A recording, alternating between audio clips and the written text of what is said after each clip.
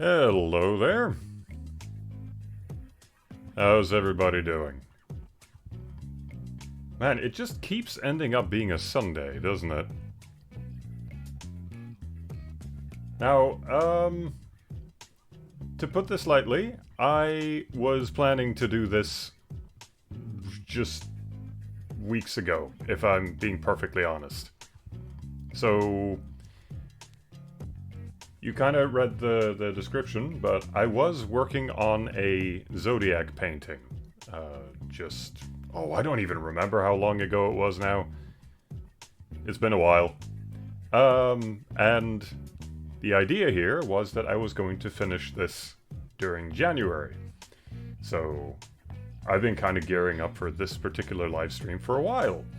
So, that just kept happening, and stuff got in the way, and we got to the point where it was just around the corner of January, and I was actually thinking maybe I should do this like right before it turns over. So I was ready to go, I had everything set up, and then some stuff happened, and that kind of derailed everything. So I kind of figure this is going to be a slightly longer stream, and I'm going to be babbling a lot about everything that's happened and where my brain's at. So probably better if I just get started with stuff, and then we can kind of go into all the details of things as we go. So just to get the quick introductions out of the way, this is a continuation of the previous painting that I was working on. Now, some of you might not know that, because the VOD of it hasn't been uploaded yet. And, yeah, that sort of plays into it. Anyway, the idea is every year I do a painting of this year's Zodiac. The Chinese Zodiac, more specifically. And this year it is the year of the Fire Horse. So I have drawn a very literal fire horse, and today, hopefully, with big fingers crossed, we're going to be finishing this thing. So this is what we're working on.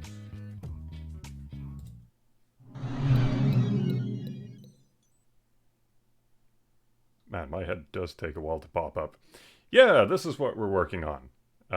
It's pretty much exactly where it was, where I left it.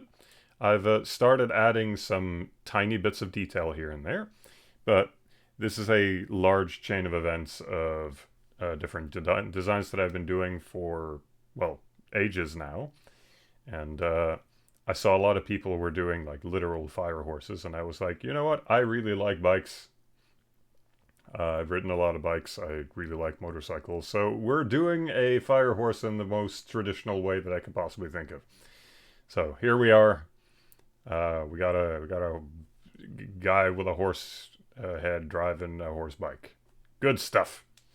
So this is where we're gonna start off. I am going to put on some jams, hopefully without the sound crapping out, and then you guys let me know if the volume is good. I've realized that the soundtrack to Star Gladiator 2 is actually really good. Prefer it a lot over Star Gladiator 1. So I'm going to be playing some of that. And hopefully the audio balancing is acceptable. So just let me know if this doesn't work. Alright. Let me just get into things a little bit here, and then I'll start talking about the elephant in the room. Because right now I need to just kind of figure out where it is that I am.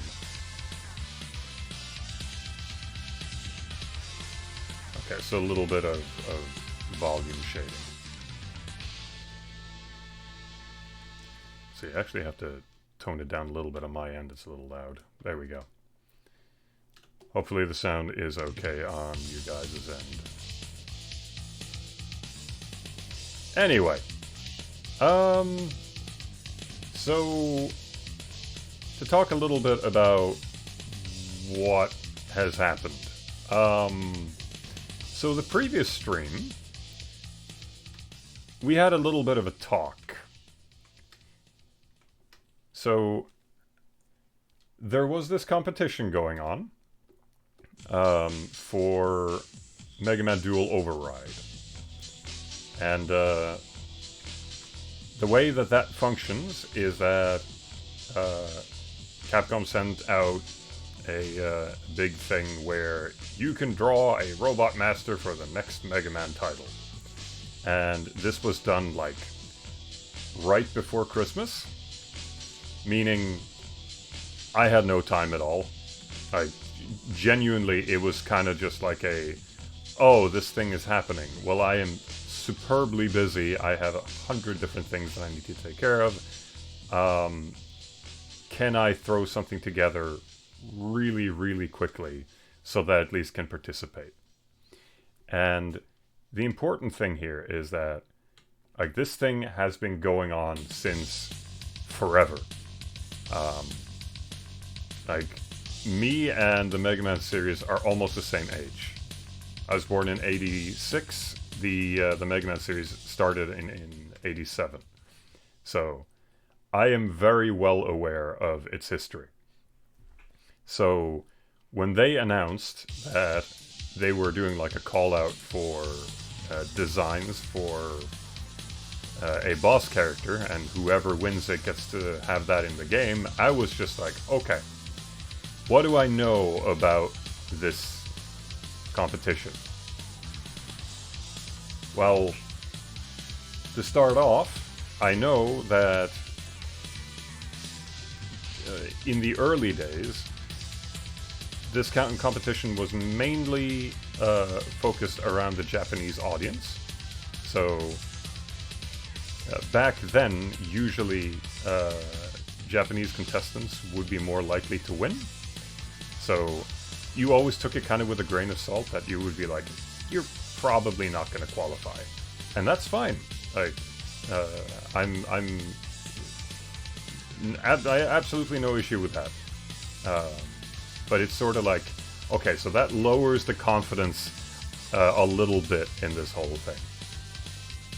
The other thing that I know is that in the entirety of the Mega Man franchise, they have never once added female Robot Masters.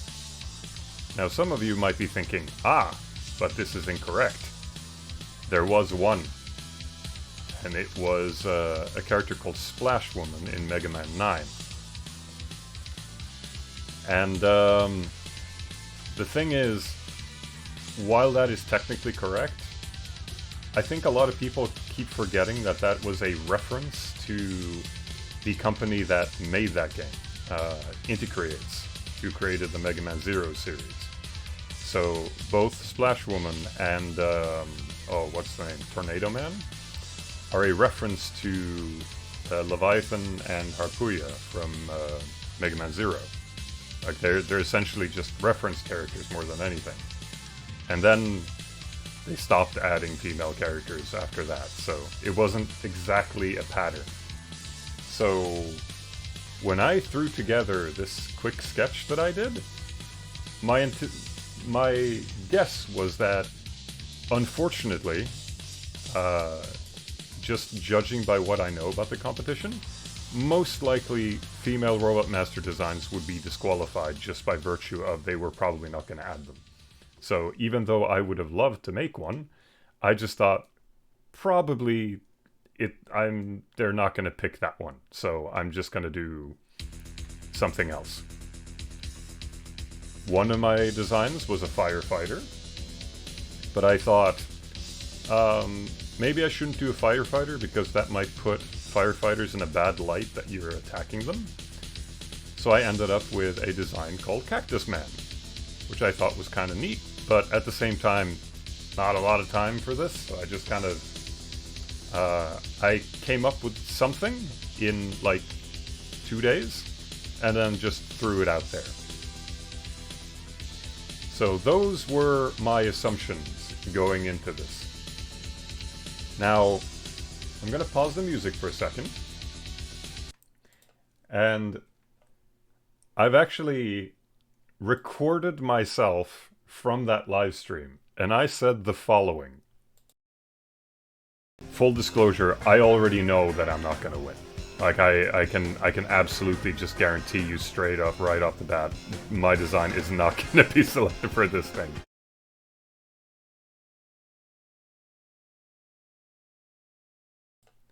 So, I was pretty clear on how I thought this was gonna go.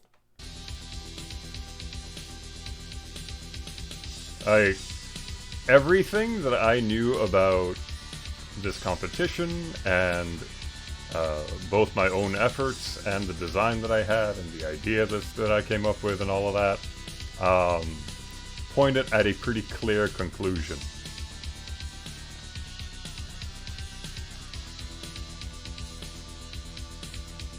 So when I wake up in the morning and it turns out that I'm one of the 20 selected ones,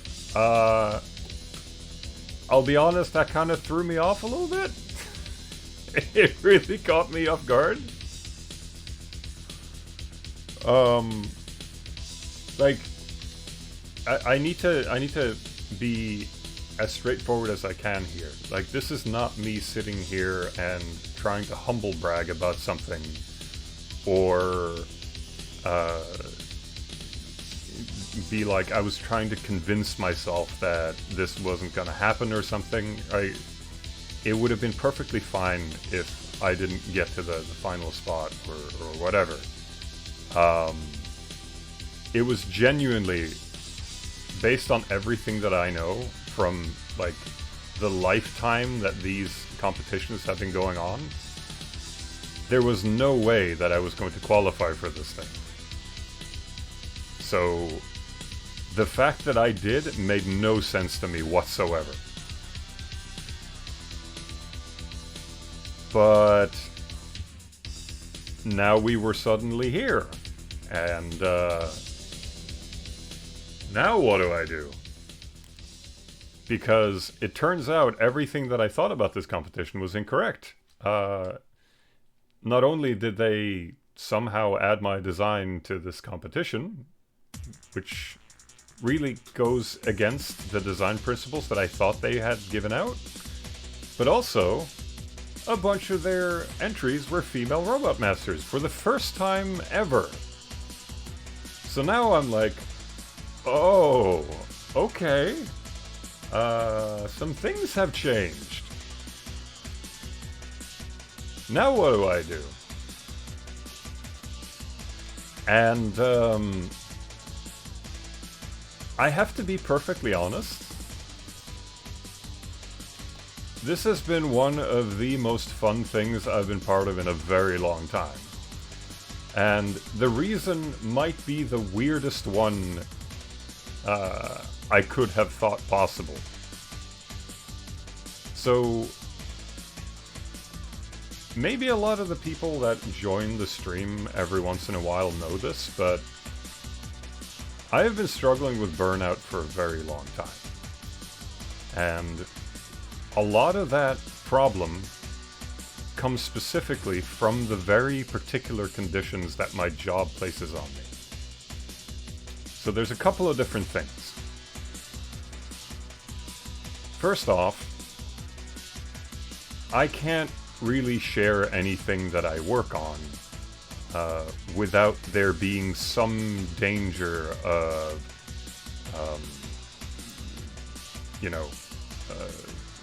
having our intellectual property leaking out, or something being shared that shouldn't be shared, or whatever else. So things that I am very proud of and I have worked on for a long time, very difficult for me to share.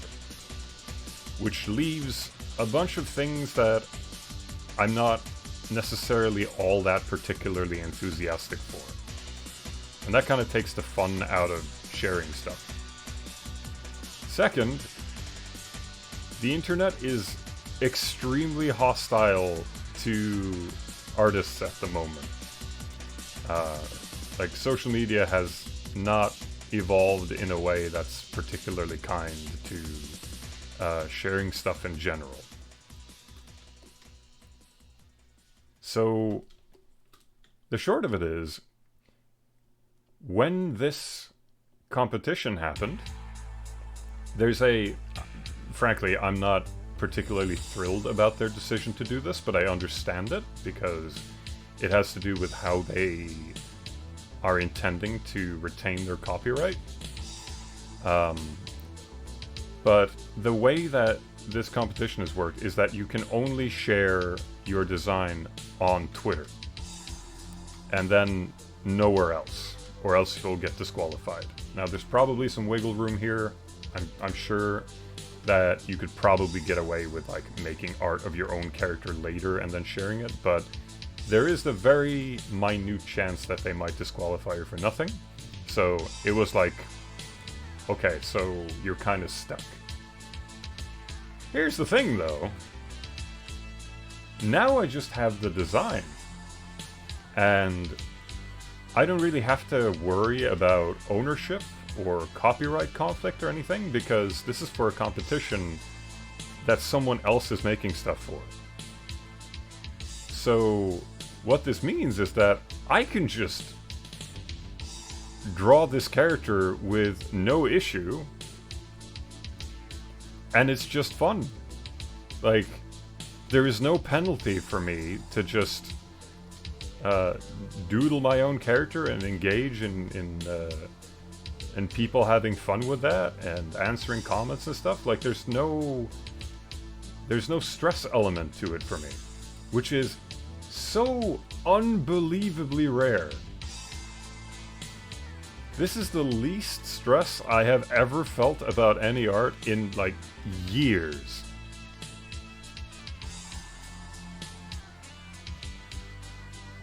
So I guess to sort of short summarize this whole thing, like, I'm not gonna sit here and sweat whether or not I win this competition or not. That's for Capcom's discretion, and it's for whatever the people that vote feel like.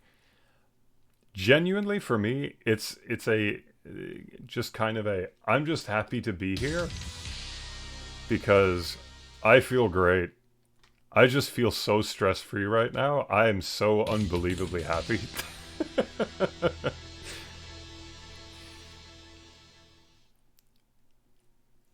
It's such a weird feeling how liberating this has been just for art and stress in general. And I realize that this is probably something that no one else can take away from this whole thing. This is just like a extremely me kind of situation, but damn, has my nerves been calmed in this whole thing.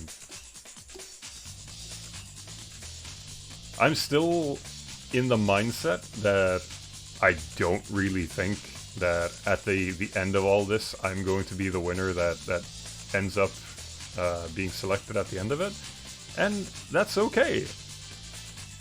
I'm not here to like I already run an indie company. I'm not like, even though this has been something that's been going on since I was a kid and everything, it would be really fun to win this thing, but right now I'm just enjoying the ride and just seeing the weird stuff that people have been entering. Like, I am so unbelievably chill about this whole thing.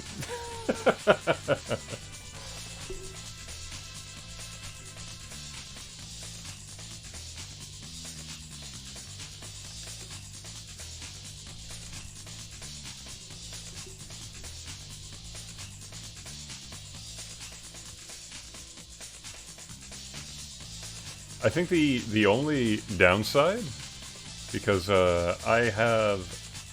I've just been sitting around doodling Cactus Man this whole time. It's just like I'm free of all obligations at this point, so I can just doodle this character, throw it up on the website, and not have to think about, not have to overthink anything.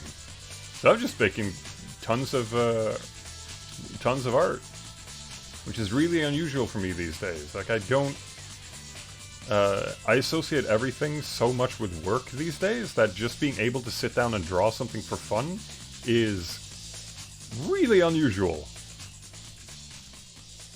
But the one negative thing, just the one thing, is this whole you can only post on Twitter thing. On one hand, because, well, we can talk all day about Twitter as a site these days.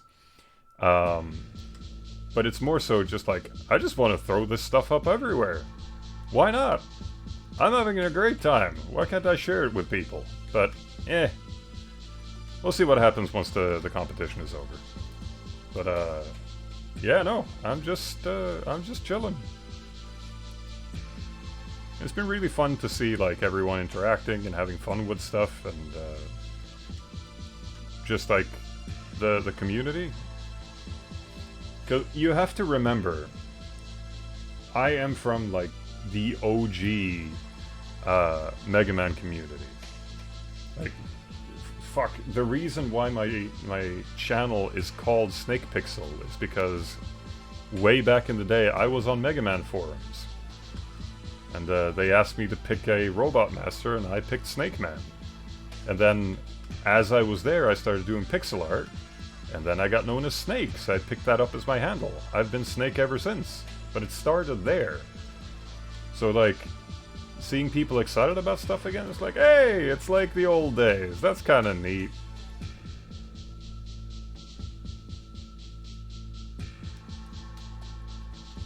Like, hell, I started to draw for real because I wanted to come up with armors for Mega Man X. Like, this is in my bones at this point. So for me, this is just kind of like, hey, this is fun. Why not? Why not do some silly indulgence? I can be serious indie company businessman a little later. Why not just have fun with something?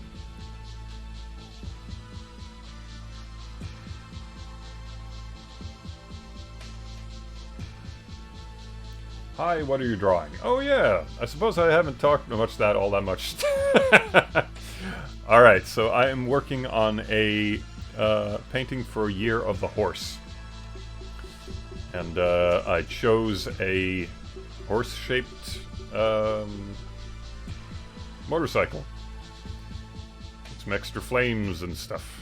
So this is really going to be a stream where I kind of try to wrap that whole thing up. And then I actually have a bonus painting that I've saved up in case I get this finished early. That never happens, but just in case, I have a little bonus for everyone.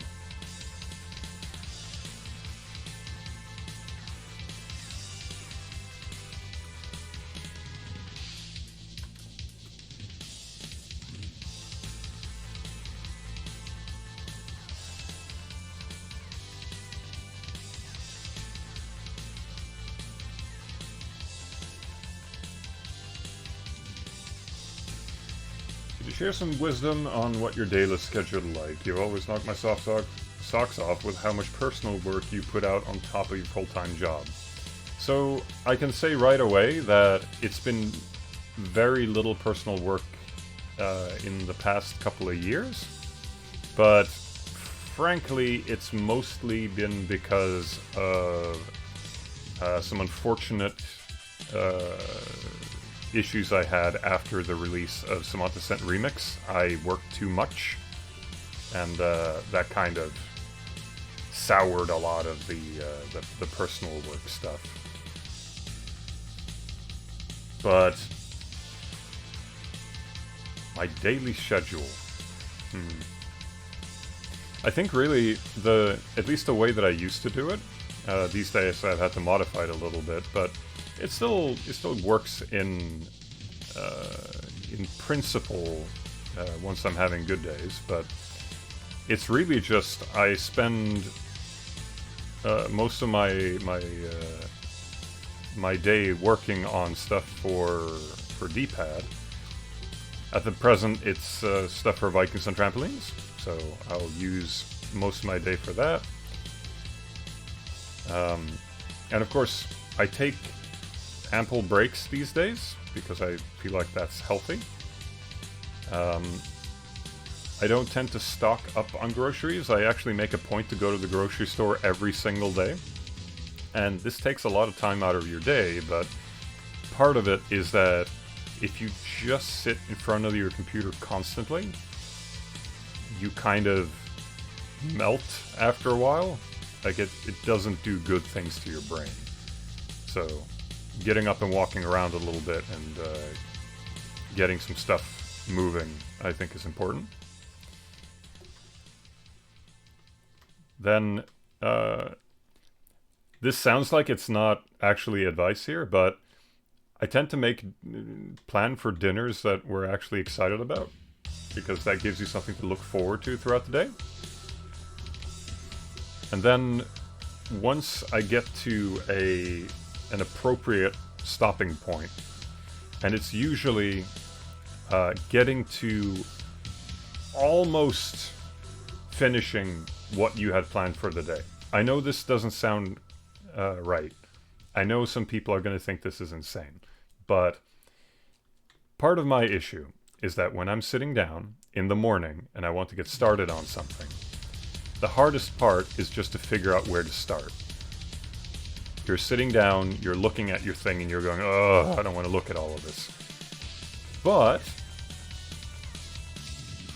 the day before, I will have something that I've been working on, and I work on it until it's 99% done. And then let's say that it's this painting right here. And then I'll leave like a big blotch right there.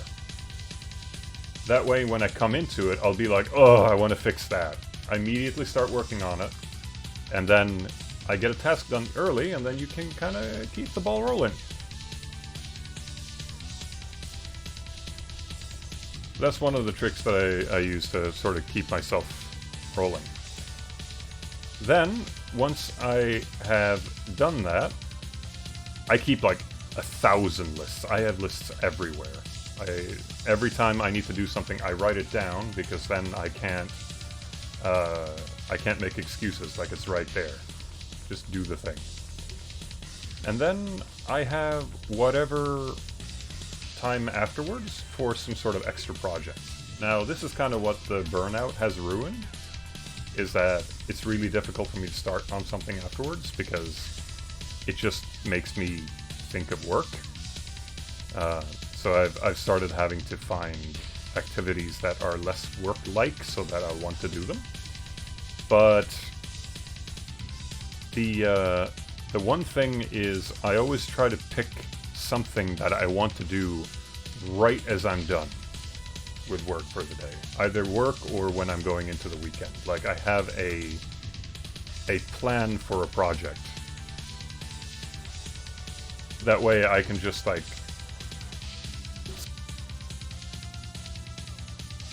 be working on that thing. But if you're thinking a little ahead about everything that I've said, you could kind of see how, if I always have something that I want to work on and make and create right as I'm done with other things, you can end up with a mentality where it's like, well, this is extended work. Everything that I'm doing right now is sort of work-like. So let's say I'm done with my job, and I am tired, and I've been drawing all day, taking care of paperwork or whatever else it is. And then I'm like, and now it's time to draw for fun. It can be a little much. So finding stuff that actually engages me, and giving myself room to just sit and mess with stuff without feeling guilty for it is the main thing for me these days. Because this might not be an issue so much for other people, because most people have a normal job. My job is to run a company almost by myself. I mean, it isn't just me, but I am responsible for whether or not things get done. I can't pass it on to someone else. It doesn't work that way. Like, if art assets need to be made, either I do it, or no one does. And then the project just stops. So, I can't really make those excuses. So, and that means that I am under a lot more pressure to continuously do work-like tasks, regardless of how I feel about them. So, when I sit down and I'm like, now it's time to draw for fun, I have to sit there and weigh whether or not this is acceptable, that I'm not spending all of that time working on stuff for our games and that kind of thing. And oftentimes, you know, our games win out, but, you know, I've been doing this for 20 years. I think sometimes I have to do some stuff for me. And it's been a difficult process to learn that.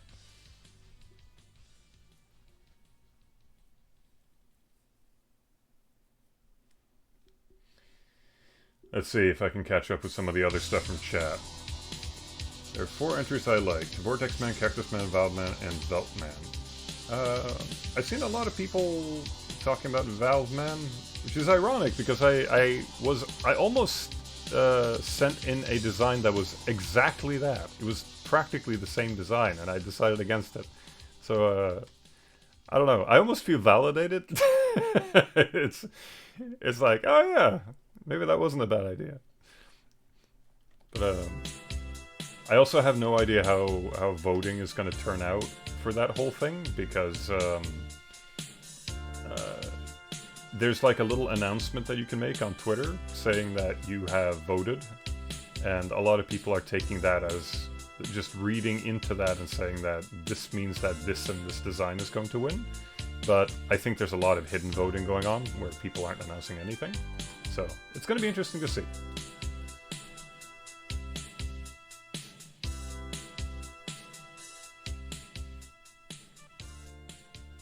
Love all your work. I've been especially infatuated with your Traveler illustrations lately. Hope to see more Mira soon. You know, about that, let me just pause that for a second. Hold on, let me just flip over to the other screen.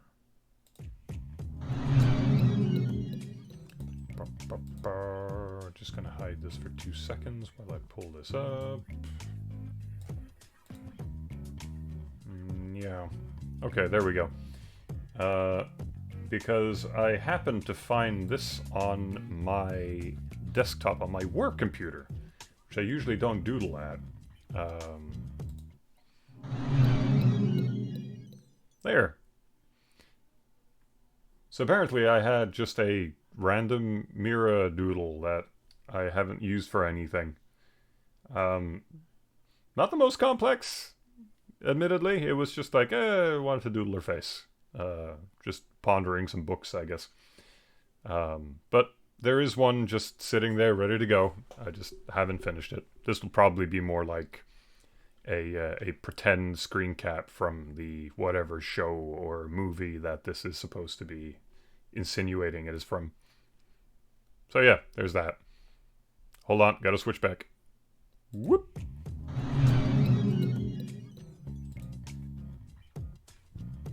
And closing that. And are we back? Hey, we're back. Nice. But we're also out of soundtrack. Let me just check here real quick, because I thought, I could swear that I had something that was perfect for this. Oh yeah, SNES Drunk announced, put up a new compilation. I'm gonna play that again.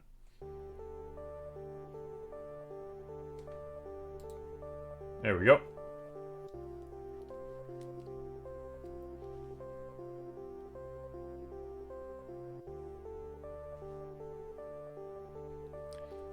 SNES Drunk. Oh yeah, it's a Super Nintendo and occasionally other games review channel, but they put up giant compilations of Super Nintendo music, which have been invaluable for these streams because oftentimes I can't sit here and pick out a bunch of music for you guys.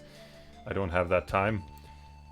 So oftentimes I'll just go to SNES Drunk and play like the 2-3 hour compilation of really chill music.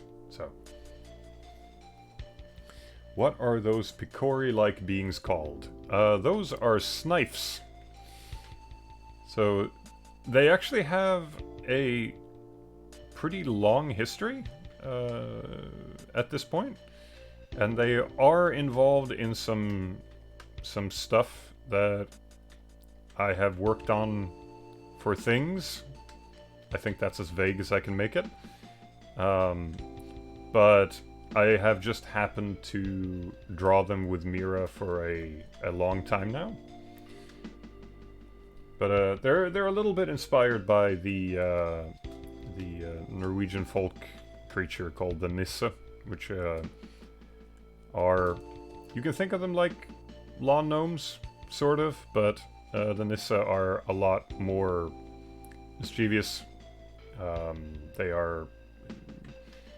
They sort of got converted together with the common depiction of Santa Claus, but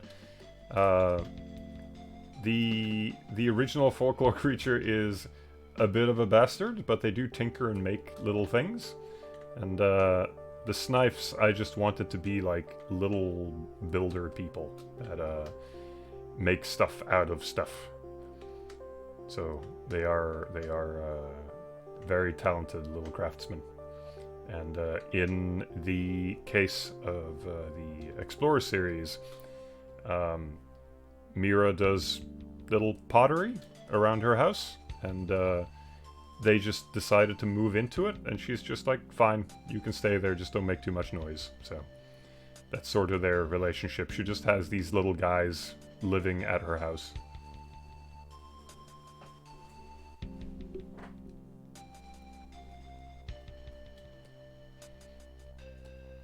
And just in general, I think it adds a little bit of flair.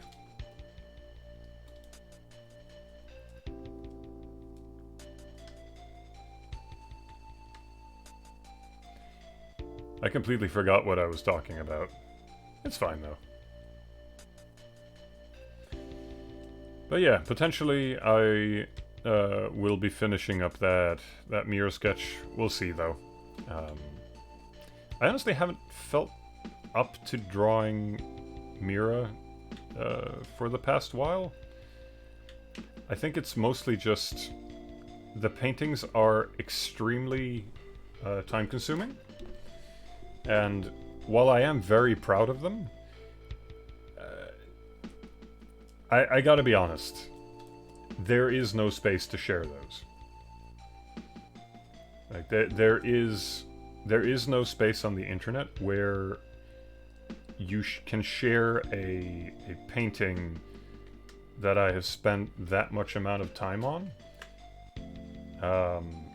and it makes sense in the current ecosystem. Because people don't take the time to look at stuff. They don't go in and appreciate details. It just gets thrown around into... it gets replaced by whatever the next thing in your timeline is going to be. And there are some sites that are better for that than others, but so far it's been very difficult for me to sit down and feel like this is rewarding. At least not the way that it used to.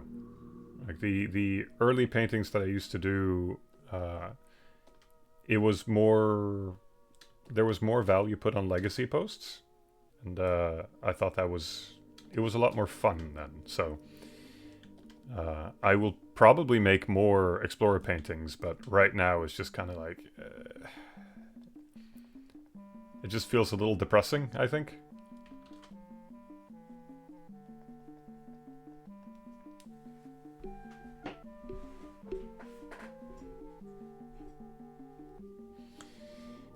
Did you never even try to outsource some of the assets you didn't want to make? No. No, I always do everything myself. I think... Like, on one hand, it has to do with... once you start outsourcing stuff, you have to start managing people. And that, in and of its own, takes a ton of time. So... Sort of in how do I put this? Accumulatively, I'll end up spending the equivalent amount of time just redirecting people to do the thing that I need them to. Now, if you scale up by volume, that can work if you have the money for it. If you have money to burn on people to just, like, dump a giant task, then sure, I could do that. But, I've had people offer, like, hey, do you want me to help with, like, art assets and stuff? And I've always said that would be lovely. I would really appreciate it. But if I can't actually pay you a fair wage, then I would feel awful. Because artists are being stiffed enough as it is. I'm not going to sit here and underpay someone for an art job. Like, I'm going to pay you properly, and your work is going to be respected. Because that is the minimum requirement that I would ask someone or the minimum courtesy that I would ask for someone to give me. And that's why I don't hire help, is because I'm not going to underpay you for your job. Like, holy crap. So, yeah, I think it's a little bit of like a pride thing on that. Who knows, though? Well, maybe in the future I will change my tone on it.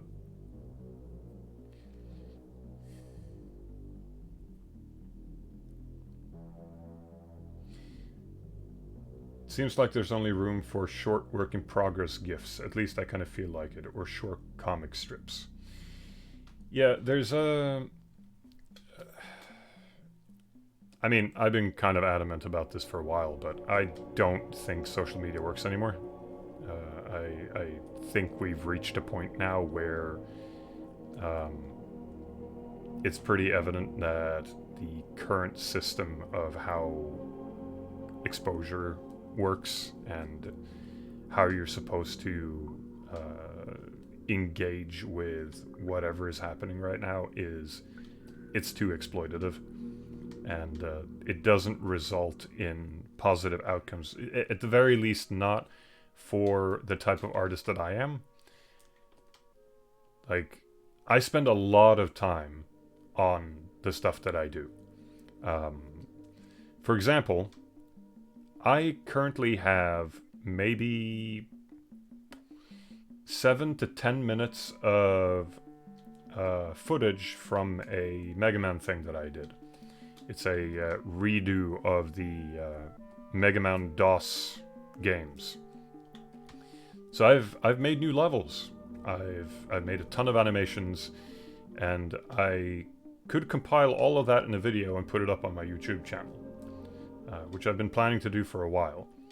And then I sat down and I was like, if I'm going to do that, I have to compose a ton of music.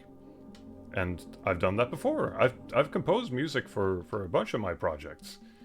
But that will take a lot out of me. Like, I'm not as proficient of a composer as I am an artist. Well, music is art, but you get what I'm saying. Illustrator, I suppose. So either I have to find someone to compose that for me, which I would want to compensate them, or I have to sit there for maybe a week or so and make a bunch of music. And then I'll upload it to YouTube. And what'll happen then? It'll get like 50 views, and I'm not going to use it for anything because it's just something that I made for fun. It's just like a little hobby thing while I'm trying to produce an actual video game that I would like people to play. And I don't like that I have to consider that sort of thing. Like the fact that there is very little incentive to do that kind of thing. And I don't like this isn't about me necessarily. This is about like everyone. I don't like that there's a ton of people out there that do excellent work and spend a shit ton of time on it, and it's just like ignored because they get steamrolled by, I don't know, the 600th stream compilation or like clickbaity stuff. And I'm not disparaging people for how they run their YouTube channels. That's not what it is. It's more so we've created an ecosystem that's very hostile to work that you put a lot of effort into. So that's kind of it for me. Like I have all of this stuff just sitting here.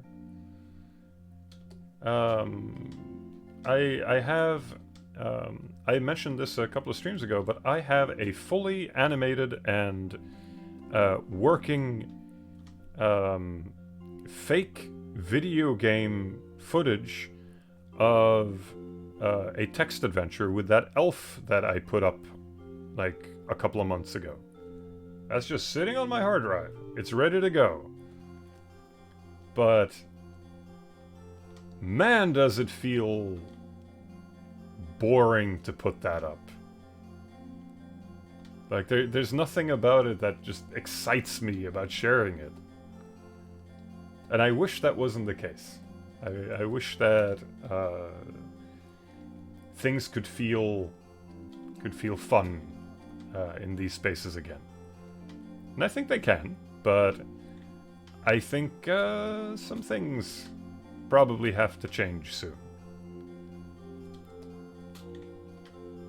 But we'll see. Maybe after the potential AI crash, some people might actually make some decent changes for once. We'll see. Or maybe the enshittification will continue. Who knows? Are there any composers you would be interested in working with out of curiosity?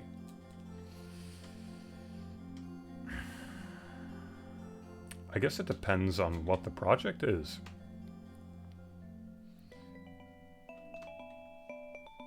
Like, I suppose my sense in music is pretty evident by these live streams.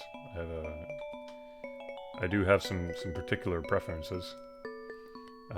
I do know that there's a lot of, like, really talented composers that do... Well, it's not even fan games, necessarily. They're just good at what they do. But... Again... I don't think it makes much sense to mention names because even if they were to offer their services, I would still like to compensate them for their work. So, and until Vikings comes out and people are able to support it, that's kind of difficult to do. Like, that is why I'm so overworked, is that I need Vikings to be, to work out, not for the sake of me living in a giant mansion. It's that, to put it in the nicest way that I possibly can, all of our other projects are held hostage until we can get this off of the ground and move on to our next thing. It's like, I've been so laser focused on the same thing now for years that it's like, oh, like my eyes are crossing.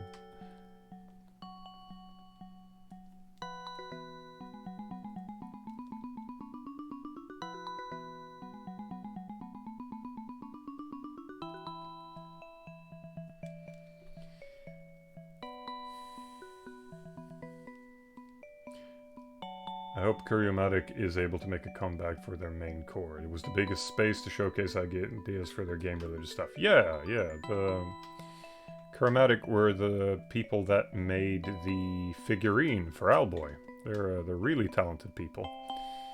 And they're currently working on... what's his name? Rolling Rascal? So they got into video game development finally, and they look like they're doing a pretty good job. But that's also the thing, like, once you start doing this stuff as a job, and you need that to support yourself, your priorities change.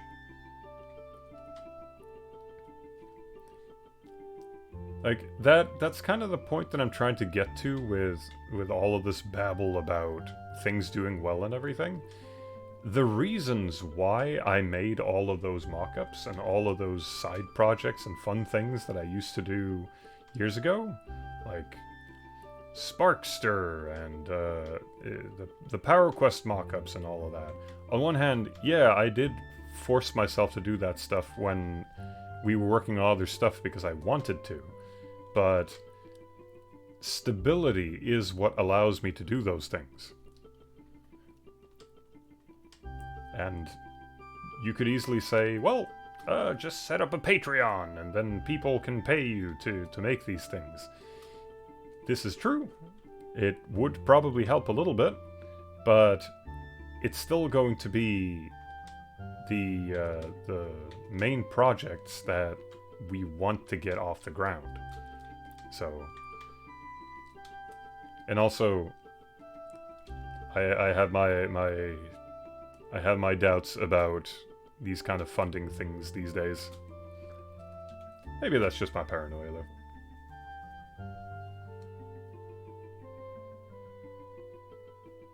Maybe you can do a contest for someone to compose you a song. Yeah. Well, that's the thing, though. Think about it this way. I hold a competition where I say, you can make the music for this new Mega Man compilation video about a project that does not and probably will not exist because I don't have the time to make it.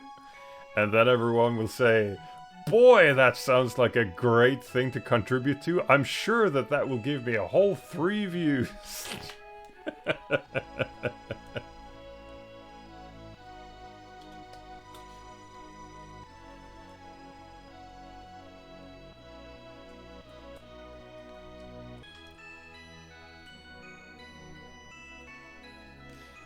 There's a lot of this stuff that I think I can jump into and take care of as time passes. I just need a little bit of mental opening for it. Like, take Donny Friday Season 2, which has been on my schedule now for forever. At this point, I have put it on the shelf. I'm not working on it actively anymore because I've realized it didn't make me happy to do it. And it's not that I don't love Donny Friday, and it's not that I never want to do it. It's that it started to feel like work. And right now, I need to do things that do not feel like work. It needs to feel like something that actually brings some joy into my life. Which is kind of why the competition was so fun.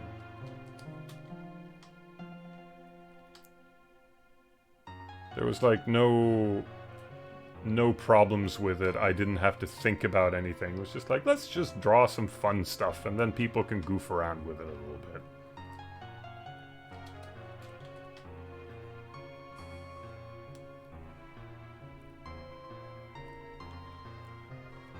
The reviews I'm in. Hell yeah.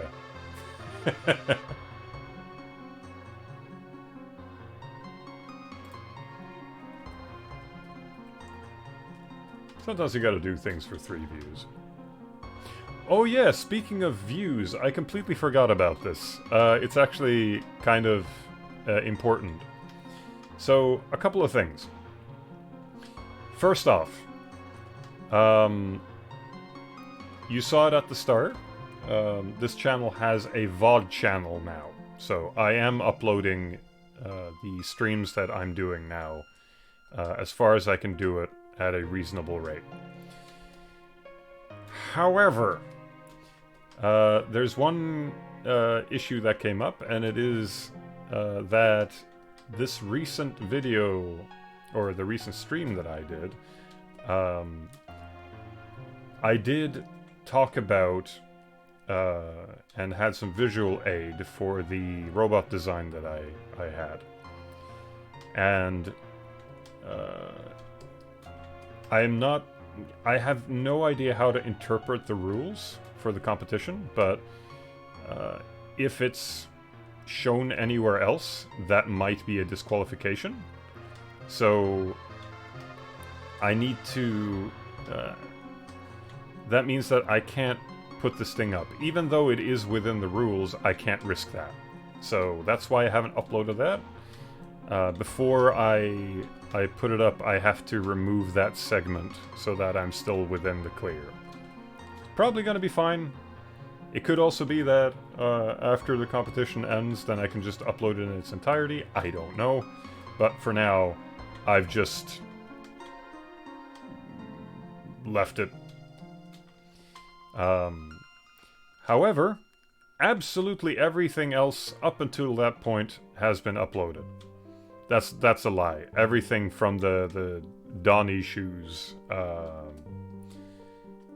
live stream has been uploaded now. And there's the second bit. I just uploaded the video where I talk about that recent charity stream that me and Joe were part of.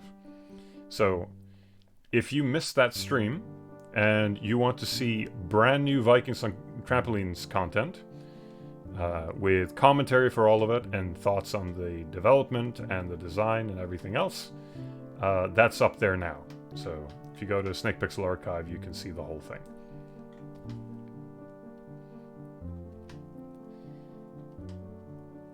So I'm going to probably take the previous stream that I did and just edit it to remove the whole Cactus Man thing and then upload that as it is.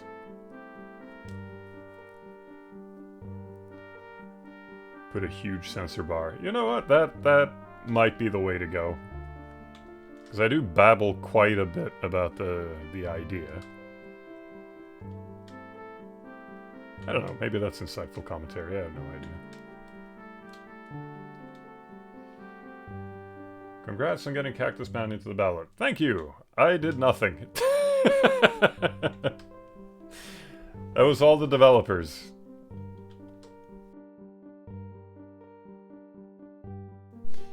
It still baffles me that that thing got in. But hey, it's neat. It's fun that the developers seem to enjoy it. And I have seen a lot, which is nice. I mean, I have no like stakes in this race. I'm just enjoying my time, so. And I also have no idea who people are voting for. I do not trust that whole thing on Twitter where people put it in and say that I voted for whoever. I'm going to guess that most people that voted do not go out and announce it publicly. So it's really anyone's guess who it's going to be on. I think they announced it around the 13th. I cut out... microphone still seems to be working. Ah, well. Wasn't anything particularly important. I am going to make a prediction, still, that I'm not winning this.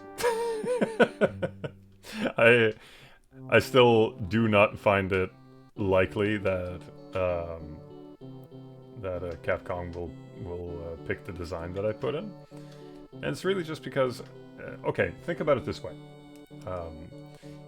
it seems like the voting favorites are, well, there's a couple that I think might be high up there, but clearly the female robot masters are going to be high up there, and it's for good reason.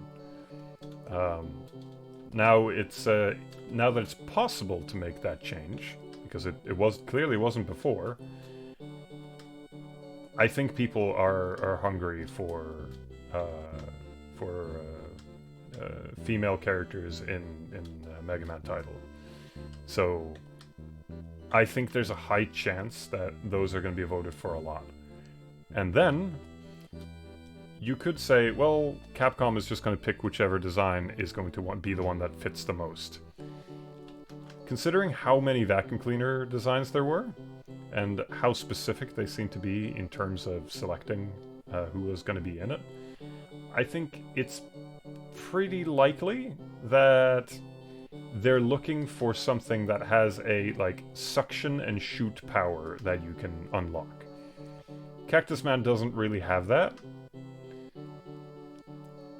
And pretty much all of the other ones, including the female designs, do. And I also think probably they want to pick something that will be a crowd pleaser. Which means it's probably going to be one of the ones that have received the most votes in total. So, just from a business standpoint, I have major doubts that my design is going to be chosen. And that's fine. It's just kind of a, like...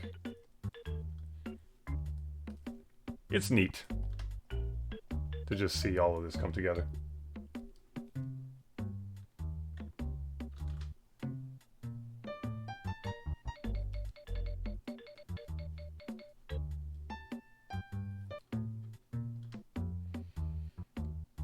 What should be the maid robots? I mean, it's very likely that it's going to be, and sure, if that's what they decide to pick, then all right.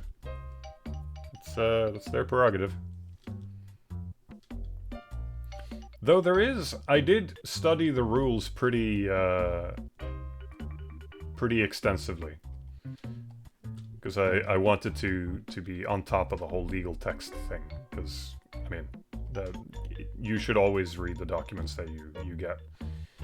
And it did say that even if you don't win, you could be quote-unquote contacted if your design is of exceptional quality.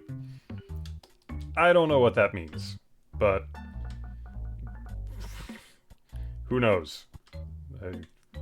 Maybe more people get a DM that says something like, hey, your design was neat. I don't know what they would do with it, but it was in the clause for some reason. Let's see, do you have any tips regarding your approach to landscape environment illustration? I'm thinking about your Traveler series again. I think you're going to have to be a little bit more specific about what it is that you're interested in, and then maybe I can answer that.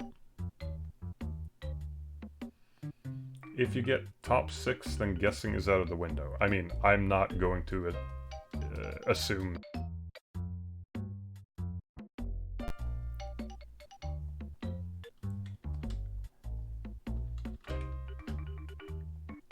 If I do, then I do, but I'm never gonna sit here and, like, expect that something that I made should absolutely get top pickings in a public voting contest. Like, people have different tastes than I do, so we'll just see.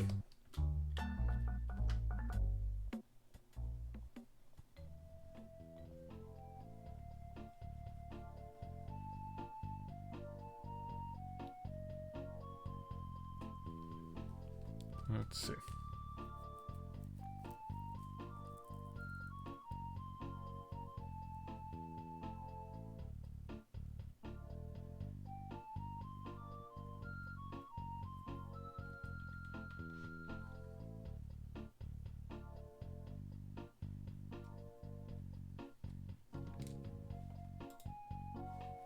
Is the music really quiet? I'm gonna turn it up a little bit. There we go.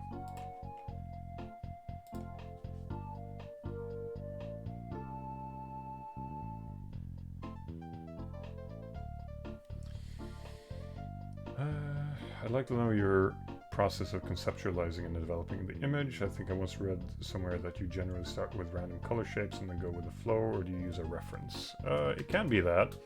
Well, the Explorer series specifically is just picking random shapes and then painting whatever I see from there. Because that's kind of the point. Usually, I would try to plan something ahead of time. I'm usually pretty meticulous with how I plan my illustrations, so it was sort of a way to get away from that a little bit and not be too caught up with the process. There have been times when I've used references for things, but it's usually something more specific. Like, say, if I'm painting a canyon, then maybe I'll have a picture of a canyon somewhere in my vicinity. But I'm not going to sit there and, like, pick out stuff from it directly. It's more so having something that maybe has the same vibe in my head, and then just having it around so that you can contextualize what it is that I'm doing.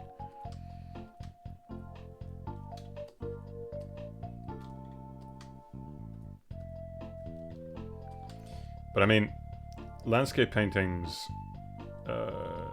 is a bit of a complicated bit because it's not all just one thing. It comes down to what you want to emphasize, what type of look you want for it, and what kind of emphasis you want. For the Explorer series, I'll often do something that's a little bit more fantastical. There's some realism in there that I play on, so that plays into it. But it's often like very pristine and flowing landscapes with a lot of like I guess to an extent naturalistic lighting, but it's more so enhancing the feeling of sort of the whimsy of it. So it's almost like it should feel refreshing to be there. Not quite as oppressive. So a lot of it is how should I put it, very comfort based. I know a lot of people have compared it to Ghibli movies. It's not really my inspiration, but you could kind of get the same mental image.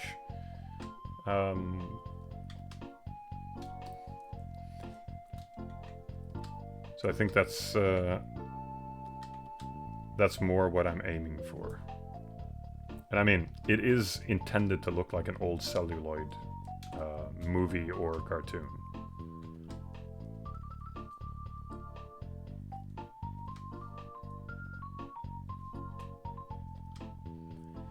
So if I were to paint, I don't know,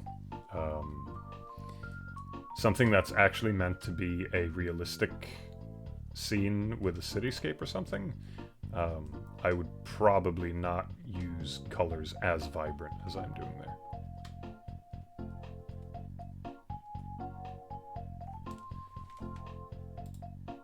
Man, this solitaire track has been going for a while.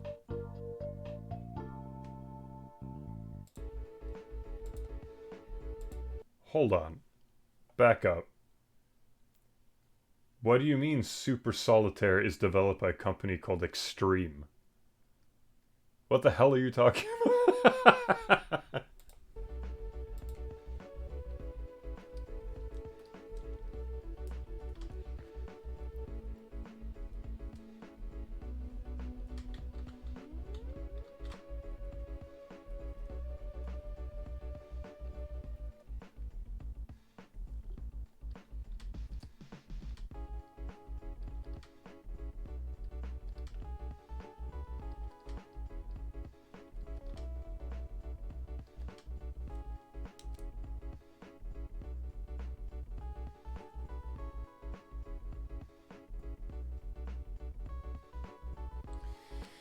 My art school was very much about legalistically copying, so it's been a difficult journey for me to revitalize my crippled imagination.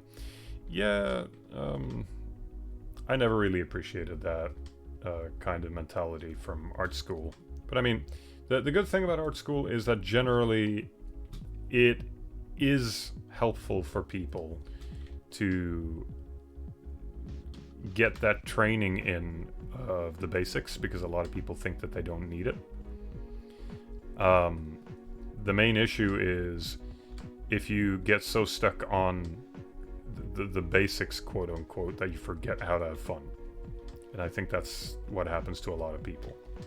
Well, of course, there are a lot of people that just don't make fun things to begin with. I don't mean that in a derogatory way. I mean that their goal is for something else. So it's not so much that they want to make, sprawling paintings in worlds with weird creatures and stuff. It's more so they want to draw people's faces, or they want to know how to accurately draw a car so that they can sell a car or something, or design cars. There's a lot of that. I remember the art school that I went to, and I wasn't there for long, but I remember when I went there, a bunch of the people in my class ended up, like, I'm talking like a significant amount, even though we had actual drawing classes,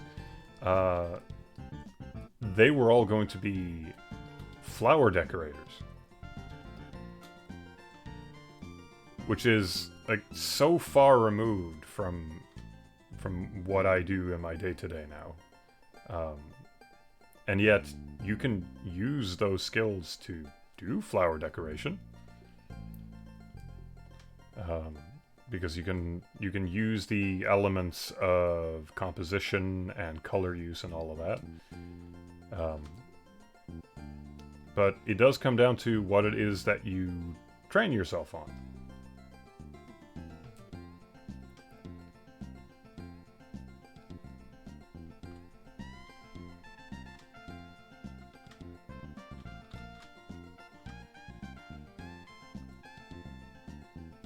Then again, this isn't particularly unusual. I never went to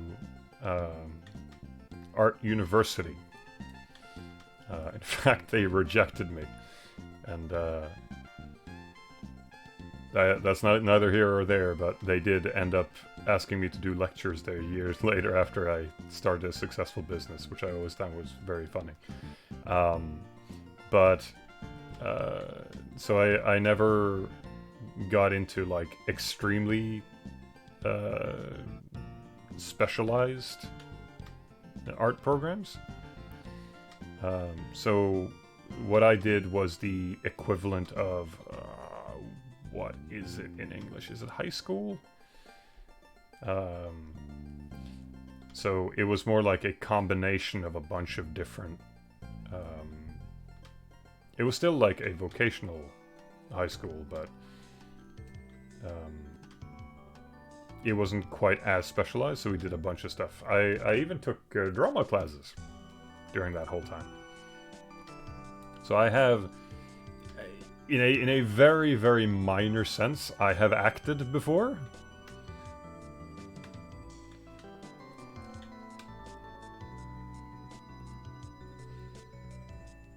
But it lets you try out some stuff and figure out what it is that you want to focus on.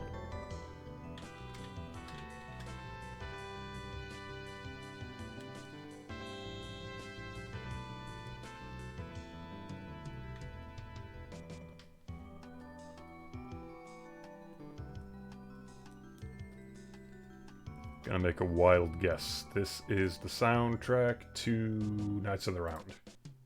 Hey, nailed it.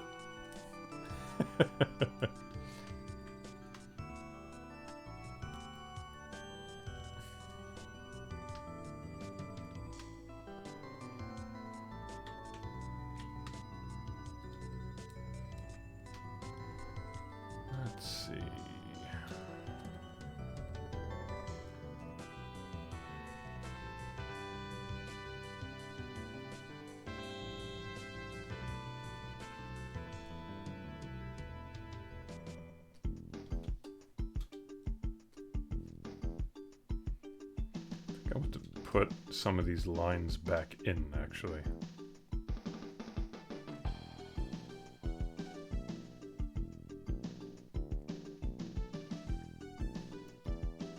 Started missing some of the flair.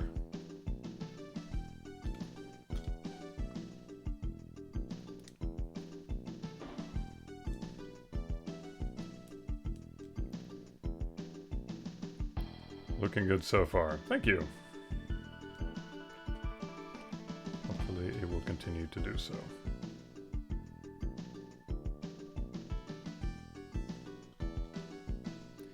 Haven't exactly been focusing all that much this stream, so it's positive that things are at least moving in a direction.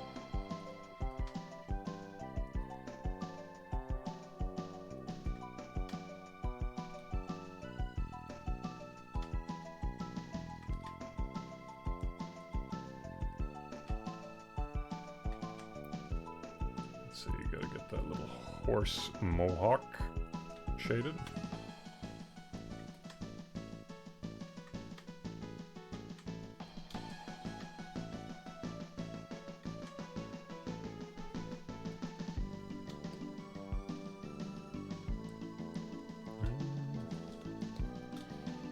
Does need a little bit more.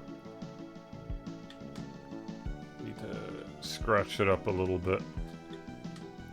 It's a little bit too clean, but I'll add more on that as I go. I'm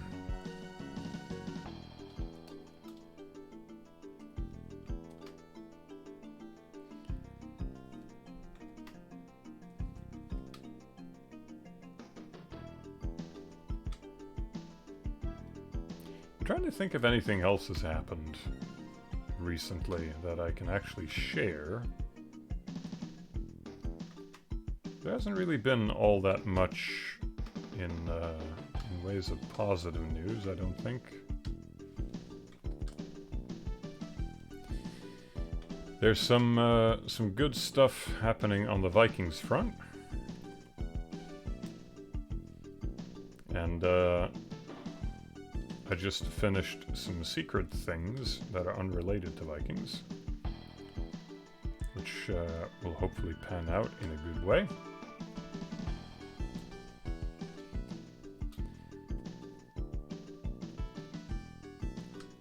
So it's mostly just... it's unfortunate that there's so little that I can actually talk about these days. It is a little self-inflicted, I suppose.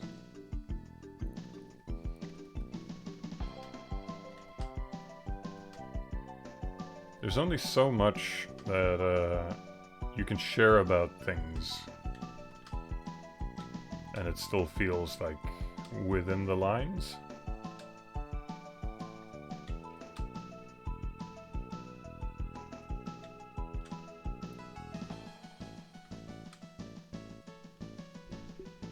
The one thing I can say is that we are currently doing some tests on the brand new and hopefully final version of the menus for the game.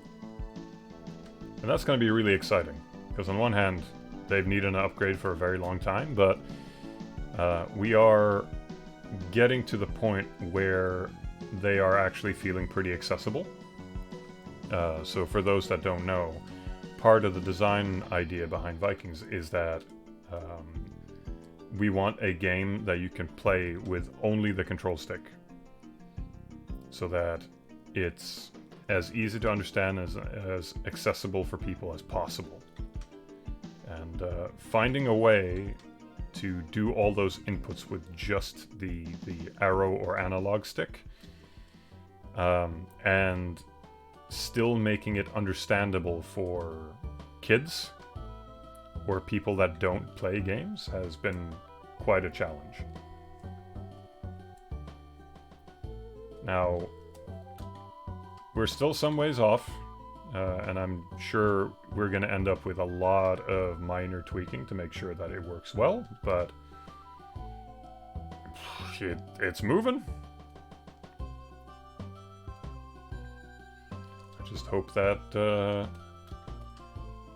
by the time we land on the final design, that it actually is as understandable and as user-friendly as I'm hoping it will be.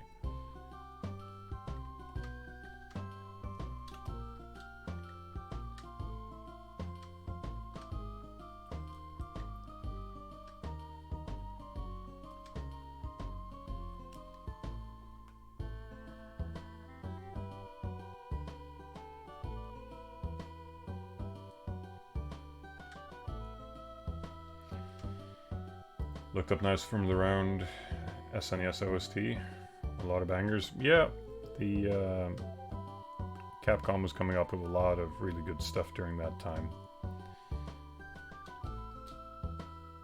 Some good stuff from that. There's also Cadillacs and Dinosaurs in the arcade. That's really good.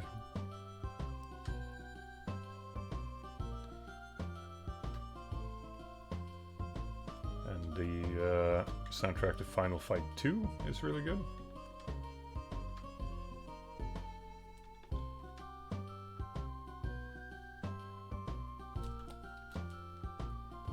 There's a lot of good stuff all around during that period.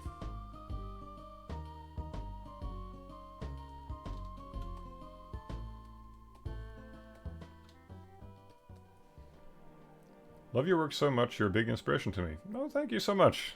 That's really kind of you.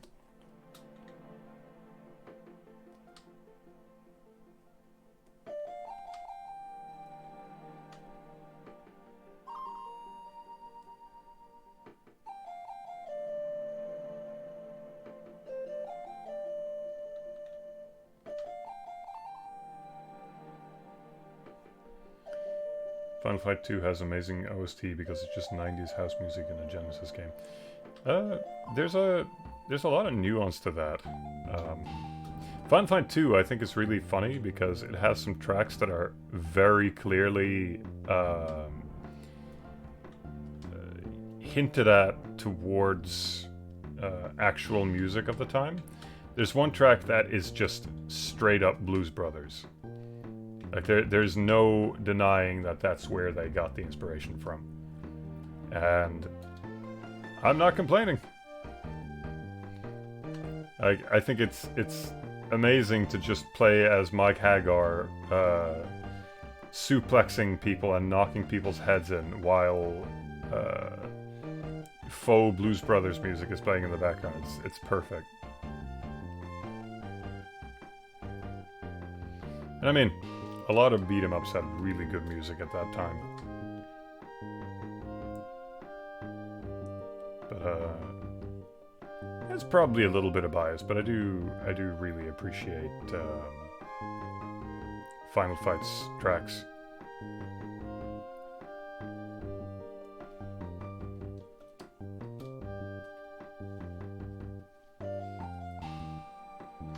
I have been finding that there's a lot of FM synth that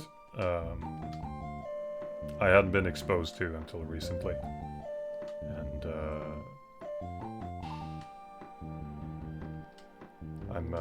I'm craving more. There's so much good stuff that they did on all of those different platforms that used it. Like, FM synth is not just stuff that Sega did.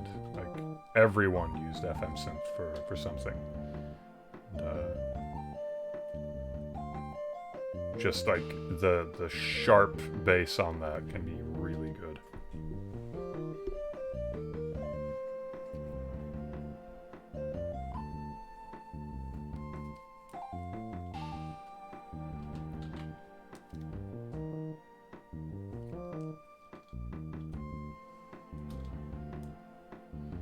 Oh, you confused it with Streets of Rage 2. Yeah. I kind of assumed that's where you were going, but figured I'd be courteous.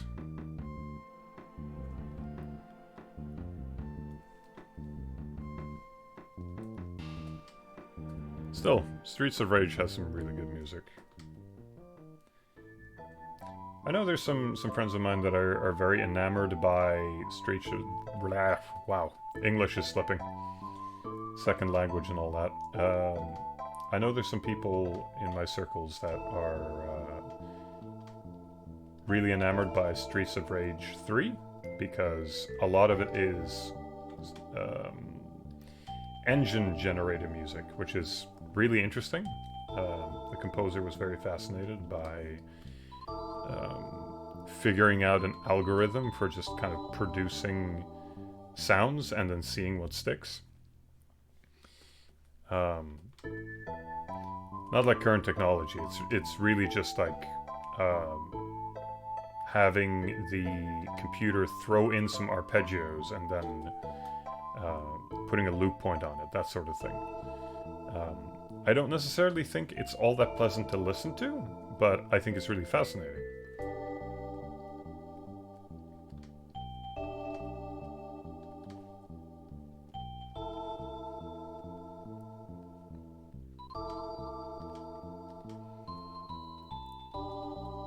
But there's always stuff like, what's a good example? Well, most of the things that Konami did back in the day. I'm still a sucker for Violent Storm. Violent Storm has such an unbelievably charming soundtrack, and yes, it is absolutely because of the absolutely awful rapping that they do. But even though the people have kind of made fun of the rapping and all that, it's so charming though. Like they were so sincere, and I find people being sincere in their work so charming. Like, this guy was not singing those lyrics because he was trying to be ironic or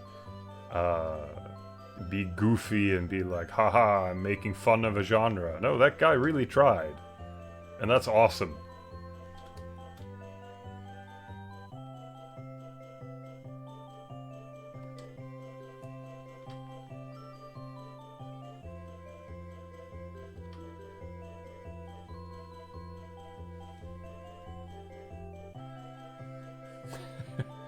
You be the hero? Yeah.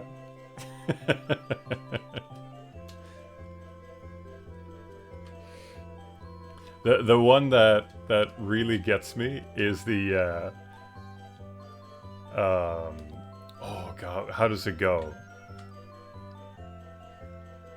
I'm gonna get you eventually. Like it's such an awkward line. Me and my friends are all fighting all around. Like it's so unbelievably awkward the way that the lyrics are written. It doesn't rhyme. The timing isn't there. It's perfect. I love it.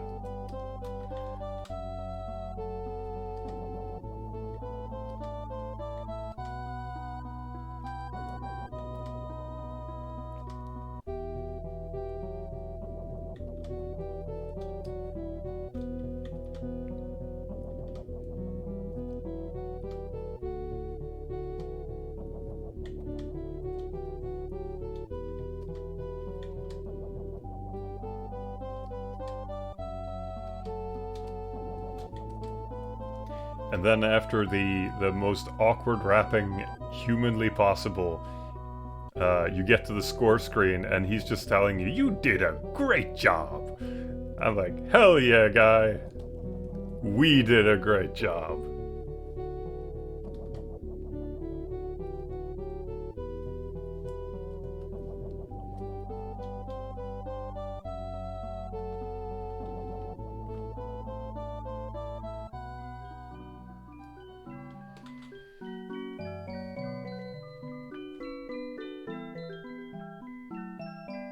I wish Night Slashers was sincerely hammy and, well, a better game.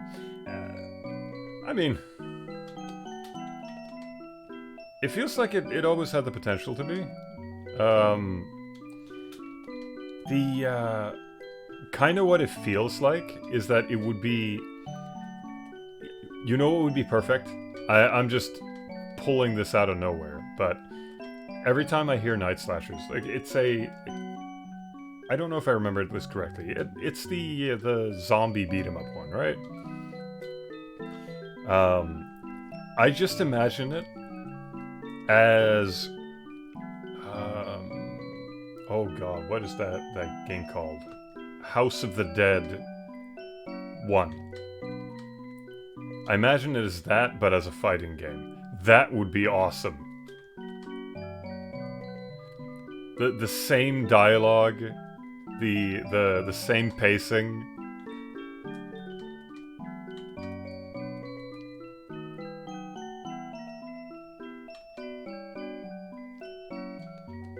It's like I want to see like 60 zombies beating up on one of the agents, and the main character going something like, "Please be okay, G."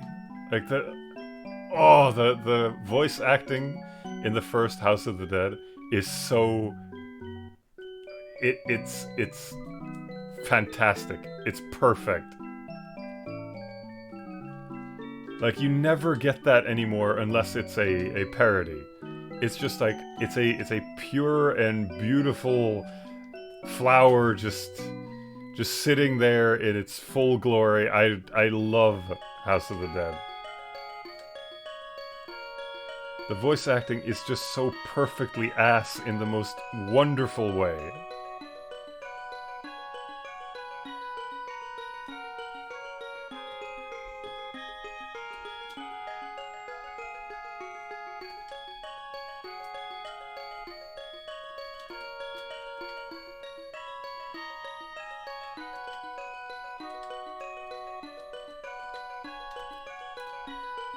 I think that's probably it for me. Like, the sincerity. I feel like things have been sort of categorized into two groups now. Like, either you have someone that is parodying something else, so it just becomes a reference, which is a little sad, or you have you have a development team who are so afraid that someone will not take them seriously that they can't present a concept unless it has the veneer of something mature. Like, everything has to be drab and stilted and stiff, because otherwise people can't take it seriously. Just like, be sincere about what you make, and then it will feel sincere.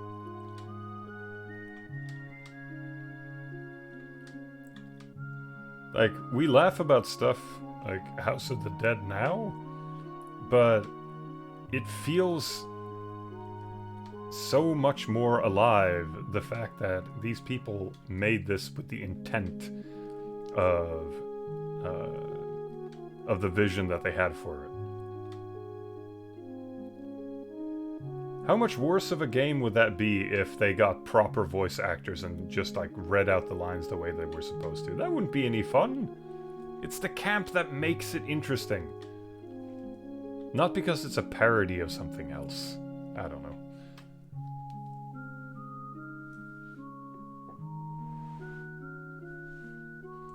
We gotta go back and hire janitors to do voice acting. Yeah, that's what I'm saying.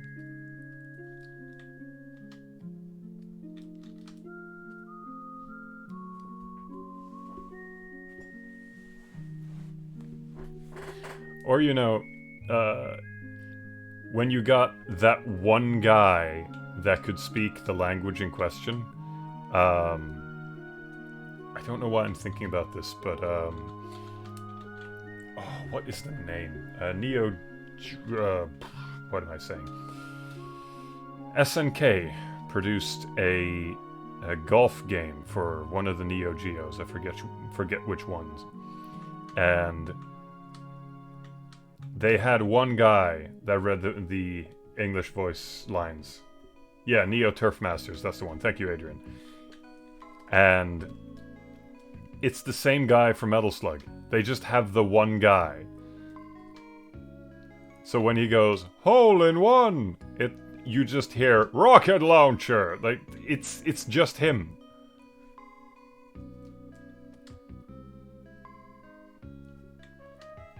It's like, yes, perfect. Now it feels like an SNK game. Just keep that one guy. Hell yeah.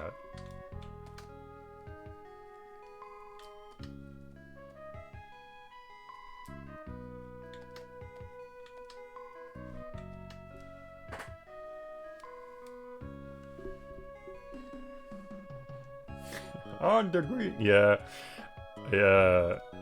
I was playing that with a friend a while ago, and that line kept cracking me up. It has nothing to do with the pronunciation. That lady that delivers that line, I'm sure she's lovely. It's really just the like extreme enthusiasm that you managed to just do the most simple task possible. Like, it's on the green! You did it! You didn't fail! Good job!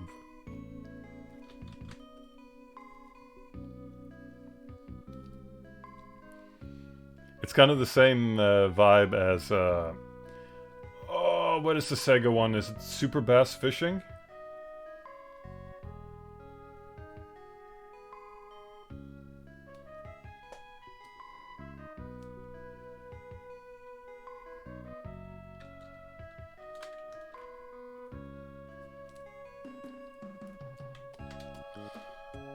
Let's see here.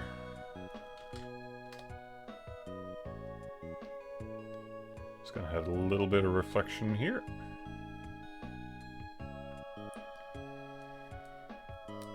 Any retro or current games you've been enjoying on your personal time? Oh yeah. Though enjoying is a...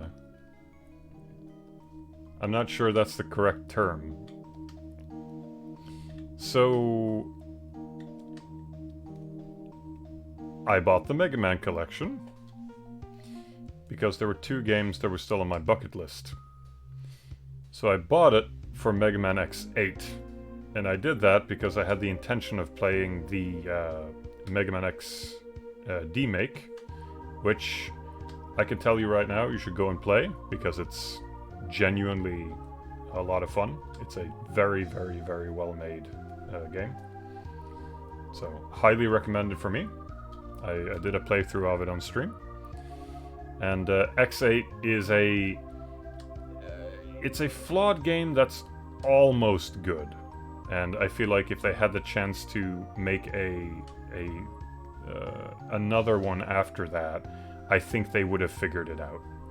Because they were so close to making something that was actually fun. And like I'm going to be playing it later when I run out of soundtrack here, but the soundtrack to X8 is already excellent. You don't need to do anything with that. It's just some small gameplay tweaks that needed to happen. So, is my thing broken? Nope. No, it seems to work again. Okay. I was just looking over at the screen and it just looked like it hadn't stopped moving. Alright, anyway. So I played that. But in the collection, I also got another game that I have never played and I had no intention of playing. But then I'm like, well, I have it now. Should I not just try Mega Man X7? And I know everything about it. I know the reputation, I know all the bugs, I know the issues with it. But I figured it was time I gave it a try. And wow.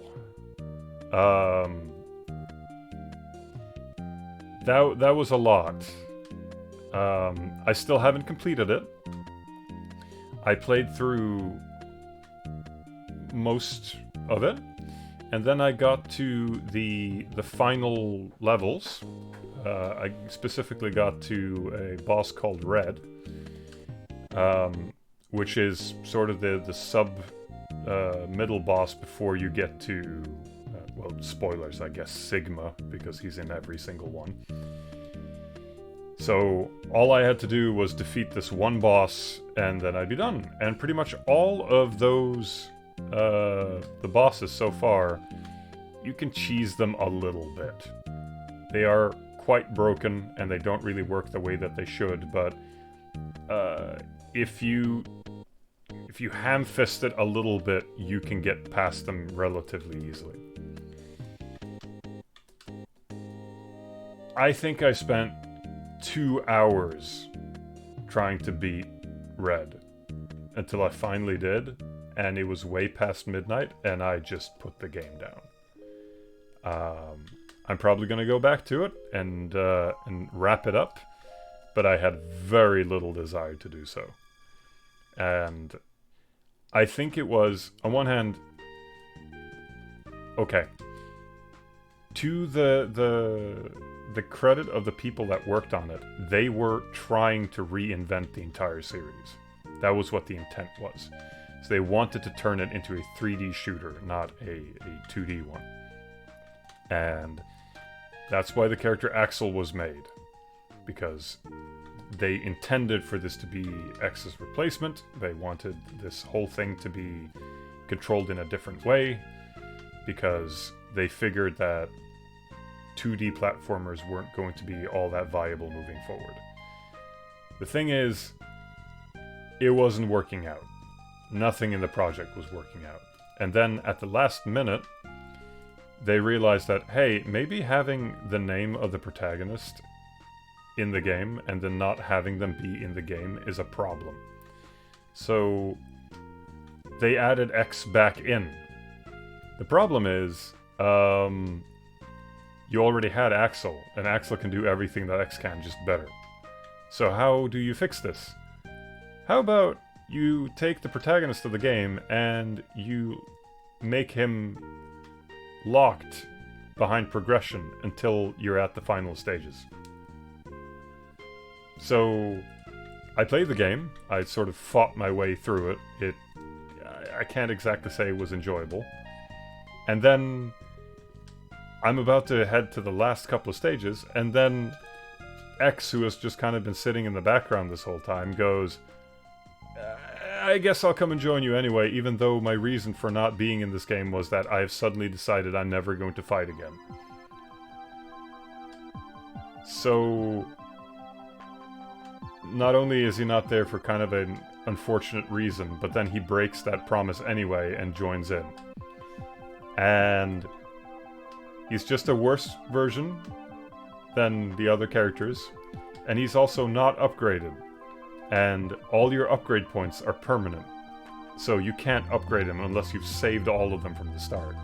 And also, you now have to go back to all of the levels that you've already cleared to go get his armor upgrades. Which,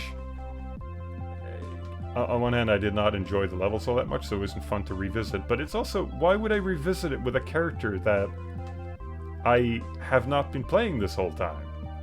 But I did it anyway. It was not particularly fun. And it did not upgrade him in any significant way. So it was really worth it. One of the upgrades is that you press a button and you slowly, like, glide fall down. And this will be fine, except every character has either a double jump or an air dash. So this is honestly almost worse. But I decided to pick X anyway because I like him as a character. So I get to this boss fight, and X is unbelievably underpowered. So you have to sit there and just like whittle away at the boss's health until you finally win.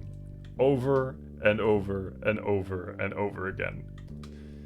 So I'm probably going to be completing this one of these days, but I can't say that this was a good time, unfortunately.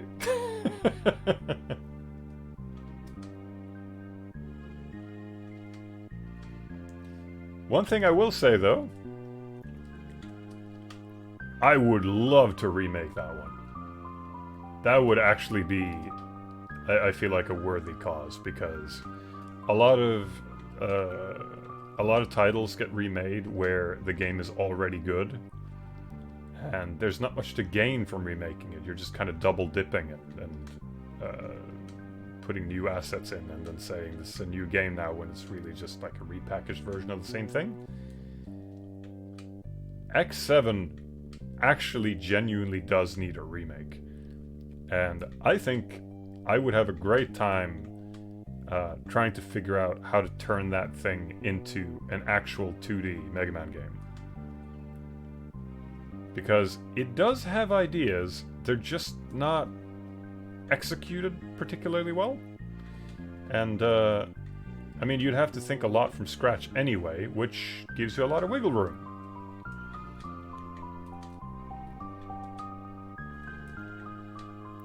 But there's so much there that was just kind of surprising. There's a... Oh, what was it? It's, because I've listened to the soundtrack for this game for a very long time. Because I just put on music and then I listen to stuff. And the game does have a lot of good tracks. I just didn't know what the context of it was. And, I remember, what is the name of that character? These characters always sound so strange to say out loud. I think the name of it is Vanishing Gungaroo. It's a kangaroo that drives a bigger kangaroo mech. And the kangaroo itself is a boxer of some kind. It does martial arts. But I've never seen footage of this in my entire life, and in my head, because of the music... In fact, hold on. I'm gonna give you an example here. Let's see.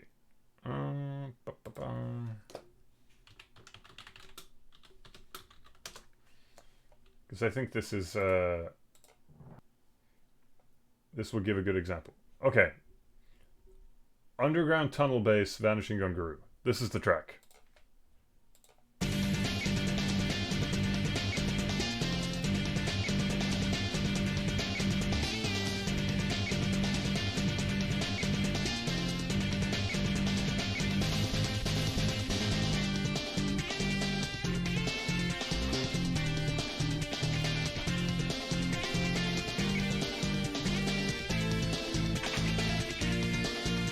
Given decaf. Perfect. But yeah, you kind of get the idea. It's a very energetic theme, and it sort of implies that there's like some sort of action thing going on here.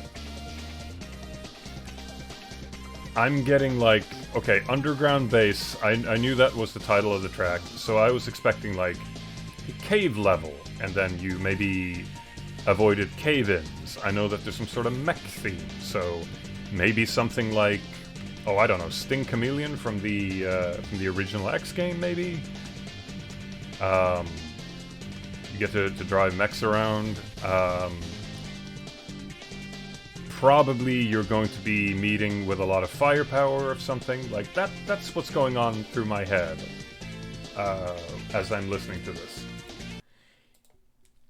I played it, and you walk through empty corridors.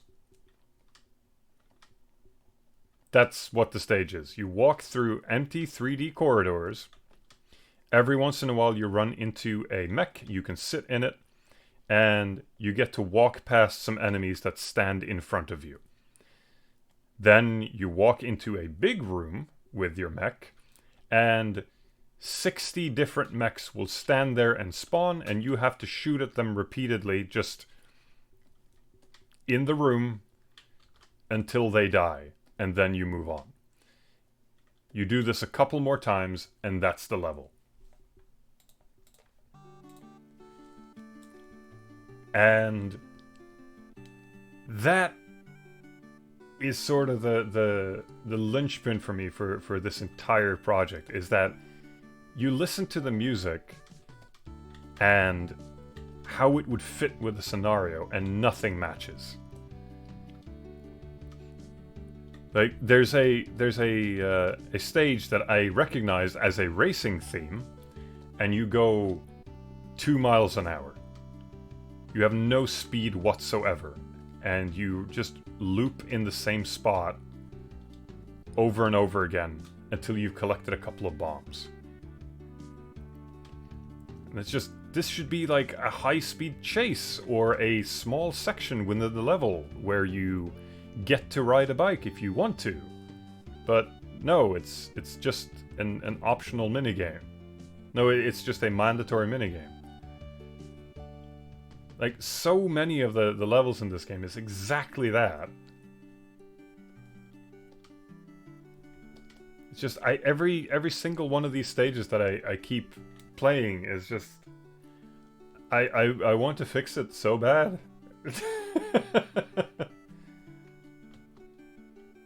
What do you mean X7 is underwhelming? Yeah, no shit.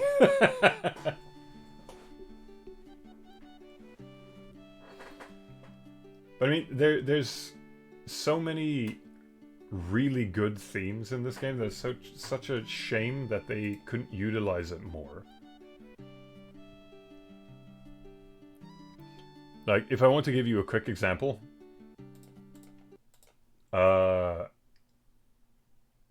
here, this is in the game.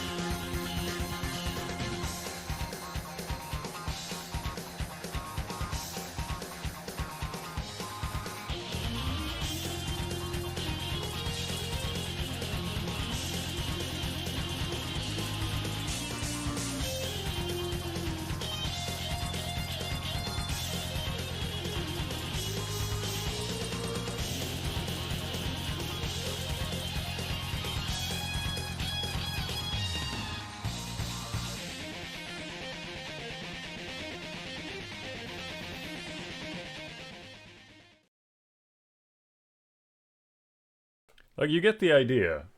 There's good music in this. I mean, at the very least, for what it is intending to be. And, let me see, let me just get this back up. There we go. And there's a lot of themes that are actually very creative. There's a section in the game where you do the refights, which is all of the Mavericks that you've fought so far, all the bosses. You get to play against them again. But it's sort of like a robot graveyard. But they do this guitar distortion sound that makes it sound like you're in a room filled with flies, and like you're in this like haunted castle thing full of dead things. It's a really creative way of using guitar amp noises. Like, they had ideas.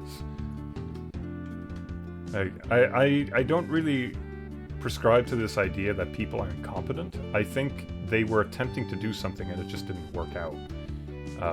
Or it didn't align with some other stuff that they were hoping to do.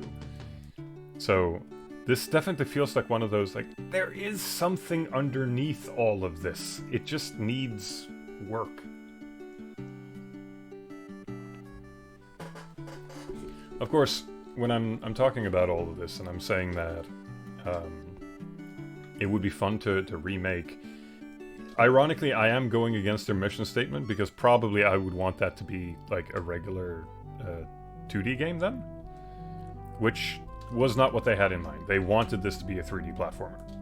So, in that sense, I would not be adherent to their vision, but I do think this could work as a 2D platformer. It's just kind of figuring out how all of these pieces go together.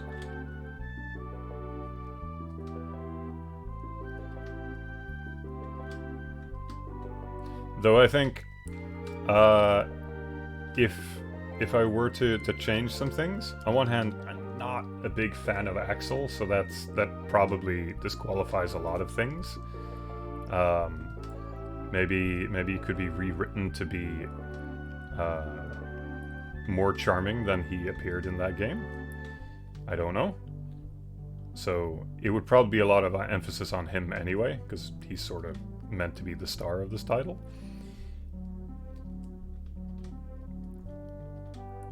But probably the biggest thing for me, just in general, is just that it has voice acting.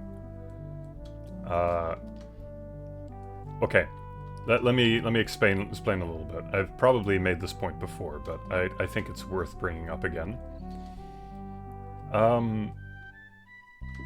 Voice dialogue, at least to me, is an art form in and of itself.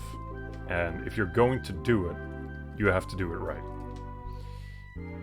And part of what I think the Mega Man series does exceptionally well is that it is a series based and born from character design being the front and center. Like, originally it didn't have any story that was like up front and in your face. It had a very little of that sort of thing. Characters did not talk. They did not emote all that much. Everything that you learned about the world and everything in it came from the design of the world, the theming of the boss, the theming of the weapons you got. Everything was about character design. It's like the most primal example of character design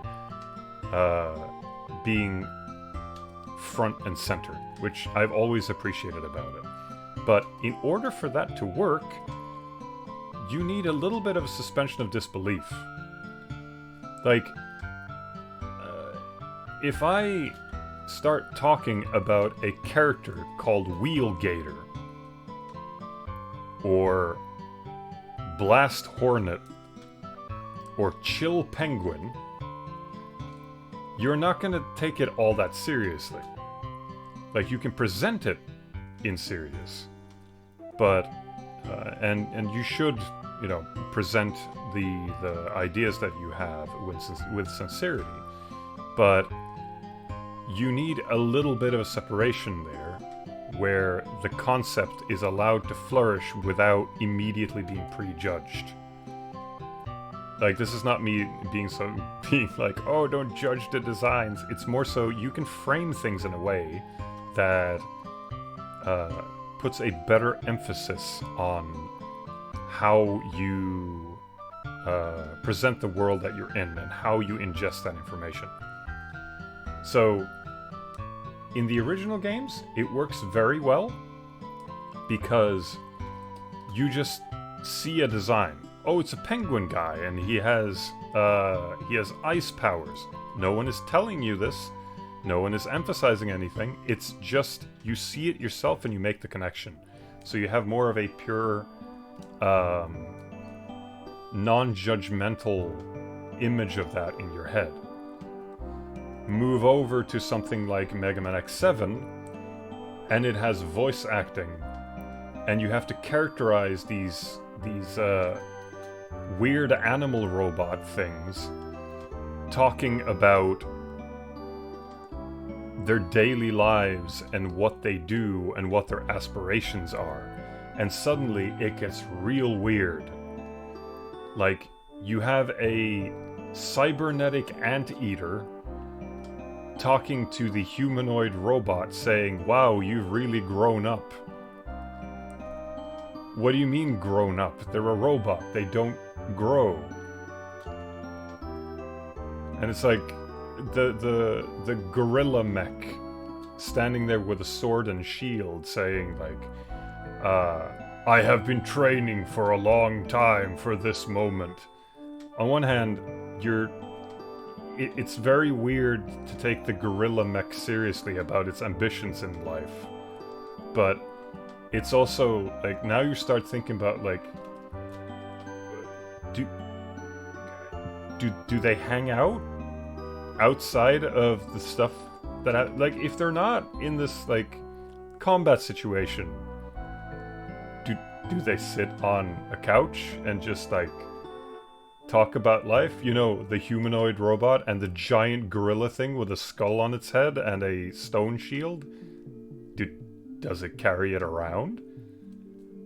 Do they sleep? Do they have, like, a giant gorilla bed? Like, these are the things that start popping into your head once you have dialogue, and once you start presenting these not as bosses, but as, like, people. And I'm not saying, like, dehumanize all of this, but in the context of a Mega Man game, where theming is key, and all of these elements are there to sort of present it as a, like, it's almost like a theme park of levels, you have to have a little bit of abstraction for that to work. I remember in... what is the game? Maverick Hunter X on the PSP. It's a remake of the first Mega Man game. And there they have, like, whole voiced cutscenes with the different bosses. And that's really neat, because they've mentioned all of these things about what they do and what unit they're in and everything. But then you have to see Chill Penguin next to a bunch of, like, humanoid robots walking around like a cartoon character going like, "Yes, I'm leading this army unit!" And then you have to have, you know, a army commander going up to Chill Penguin and going, "Yes, you are the leader of this unit. You must lead these humanoid robots into battle against this giant crab." "Yes! I make good decisions!" Like, it's that kind of thing. It doesn't quite work with the theming. And I'm not saying you can't do it. I'm glad that they did it in all sincerity, because some good scenes came out of that, but personally, I think it would probably be better if these characters were not voiced. And if they have dialogue, keep it to a minimum. Like, yes, you can keep it for the main characters and everything, but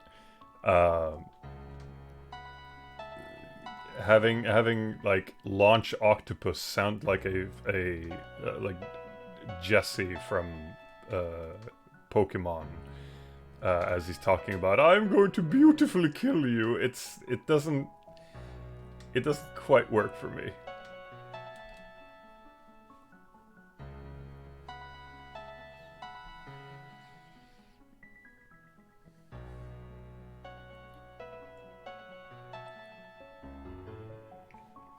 So you're saying it would be a bad idea to make Mega Man RPG in the style of the old TV show. Boy, do I have news for you about a game called Mega Man X Command Mission.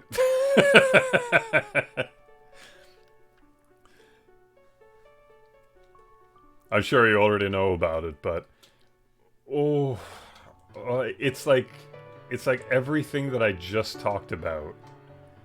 And I know that there's people that hold that game very dear to their heart.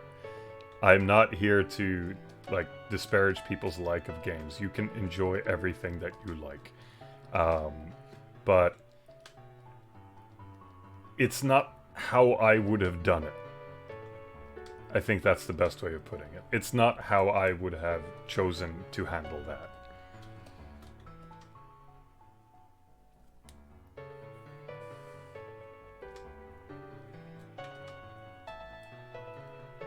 But I mean, that is what preferences are for, so. I guess if I ever end up in a director role for any of this, I guess you know what the outcome would be.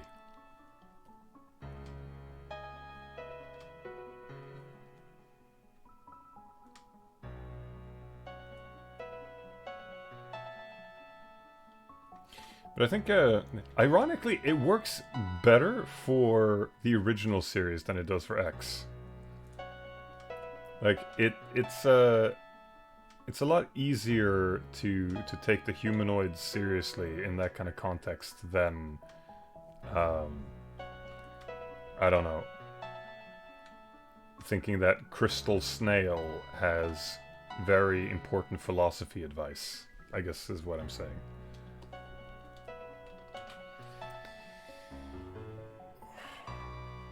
But I guess that's the great thing about this sort of thing, is that it gives me the opportunity to be proven wrong, and that someone can figure out a way to really knock it out of the park with a great way of presenting these characters that defy expectations.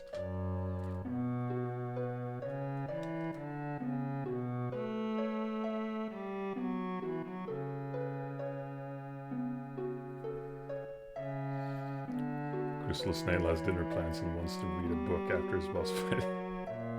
the anteater that I mentioned from X7. He keeps talking about how Axel, the character, has grown up, and Axel keeps calling him old man, and he keeps talking like an old man.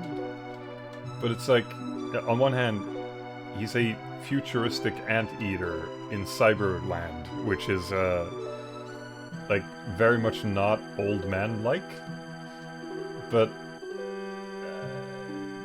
it implies that robots get old, which just... You have to contextualize that with something. You have to justify those sentences with something. Like, at the very least, show that he's worn out or something. Just, I need context for these statements.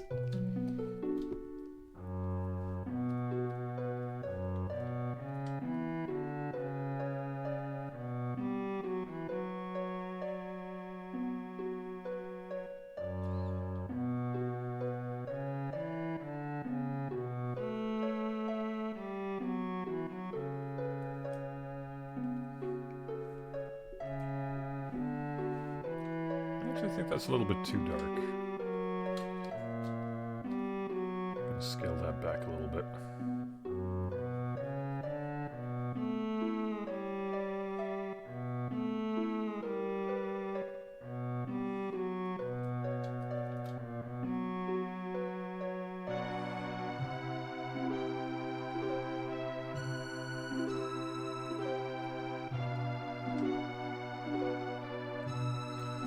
Are there any art fundamentals that you feel people often miss?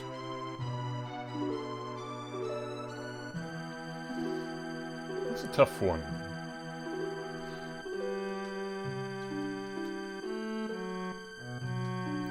That is actually a tough one, because it really depends on what type of person you're talking about, or who you are referring to. Because, I think in terms of, because often when we're talking about fundamentals, we're talking about stuff that you are attempting to learn that everyone really should know when it comes to painting or everything else. And at the very least, the way that it was when I took these kinds of classes was that they always assumed that everyone needed to know the same thing, even though there are people that have massive blind spots for certain ways of making art. But it also comes down to what your goal is with that art. And oftentimes I got the impression that there were people that were teaching themselves to do stuff that had nothing to do with what goals they were actually trying to achieve.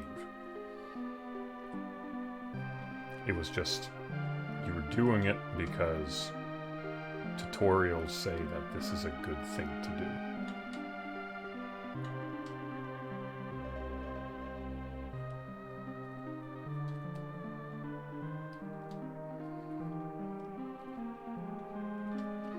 So knowing yourself is I think is always a good place to start.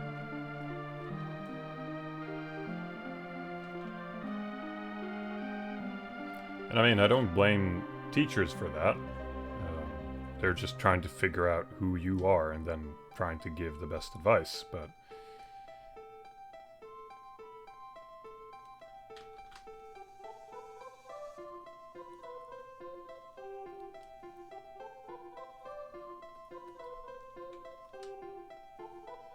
I definitely remember there were a lot of people that would adhere so intensely to a very particular way that you were supposed to do things that they couldn't even conceptualize that you could figure out your own way. Like, you know what? One thing that I have stuck by this whole time. Sorry, I needed to fix a thing here, and I kind of lost my train of thought. Give me 2 seconds here.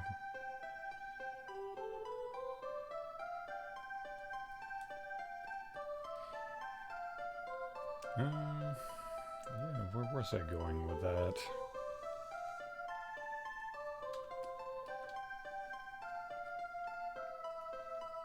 Wow, that just completely slipped out of my brain. I did have a bit of advice for something here. Something about making things your own.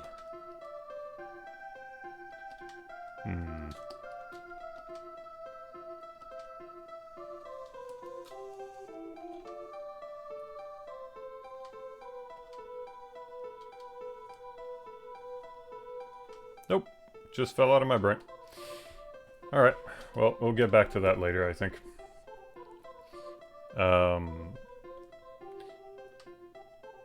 But regardless, I think it's important that you work on stuff not just because it is the quote-unquote thing that you should do. There are some principles that you probably should learn, like at least starting with basic concepts of anatomy and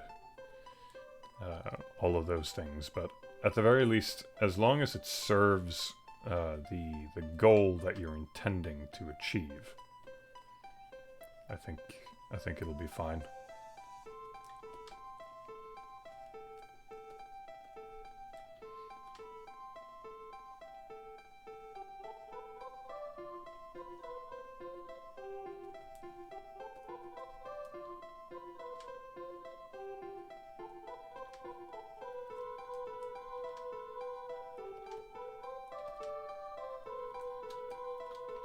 Why on earth can't I remember what it was I was gonna say? Huh. I guess that's the penalty of doing things live sometimes.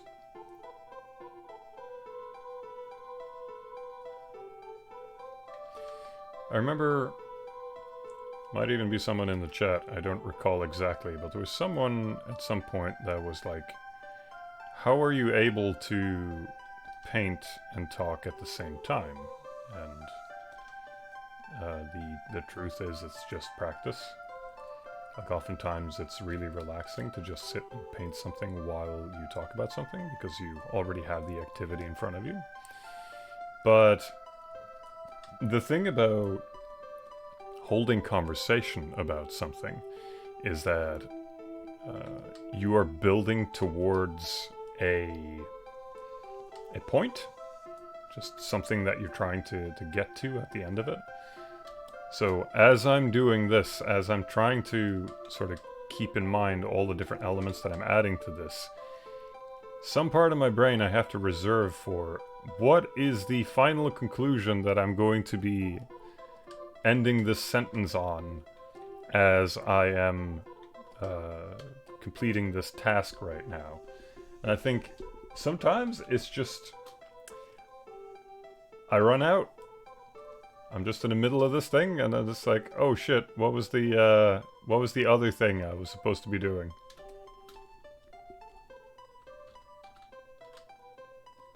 So, you know what? I'm not going to remove that. I'm just going to add a slightly darker layer right there.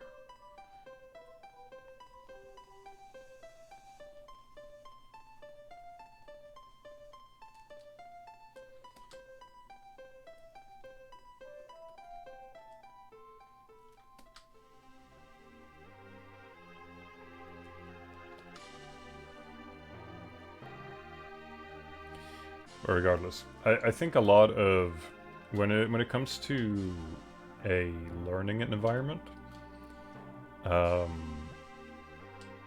it's at the very least important that you have some idea of what it is that you like, and that you don't lose sight of that in the middle of the journey of learning other things. Because I remember so many times the people around me were so distracted by semantics about certain things that they just sat there and argued about specifics on how painting is meant to be done, rather than just figuring out or playing with the whole painting process.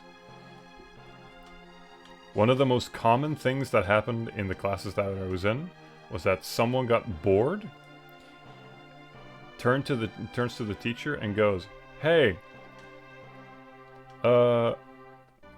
what's the difference between copying and stealing from reference?" And they would just argue about this for the entirety of the class. It would start off with just a casual discussion, and then everyone would just get more and more hyped up. There was a point I remember where the 4 or 5 people were sitting there having a direct argument with the teacher about how you should define those things. And then class was over, and they're like, "Oh yeah, that wasted some good time. Now we can go home." It was a very weird time.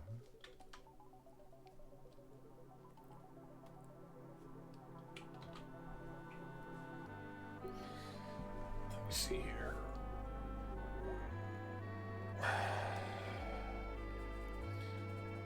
This is moving pretty slowly, but it is moving. How long have we been at it now? 2 hours? Alright.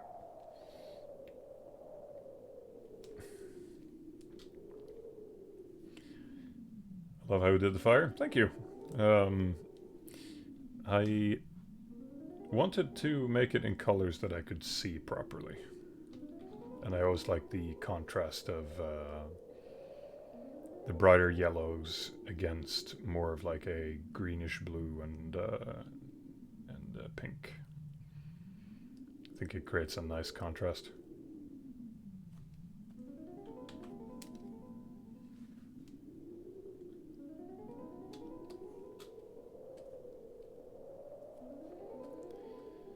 Let's see here.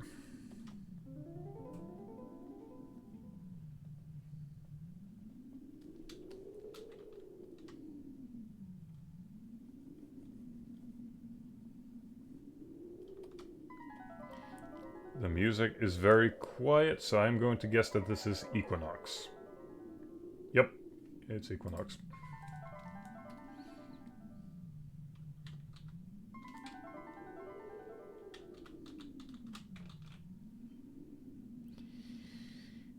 Gotta have some Tim Fallon every once in a while.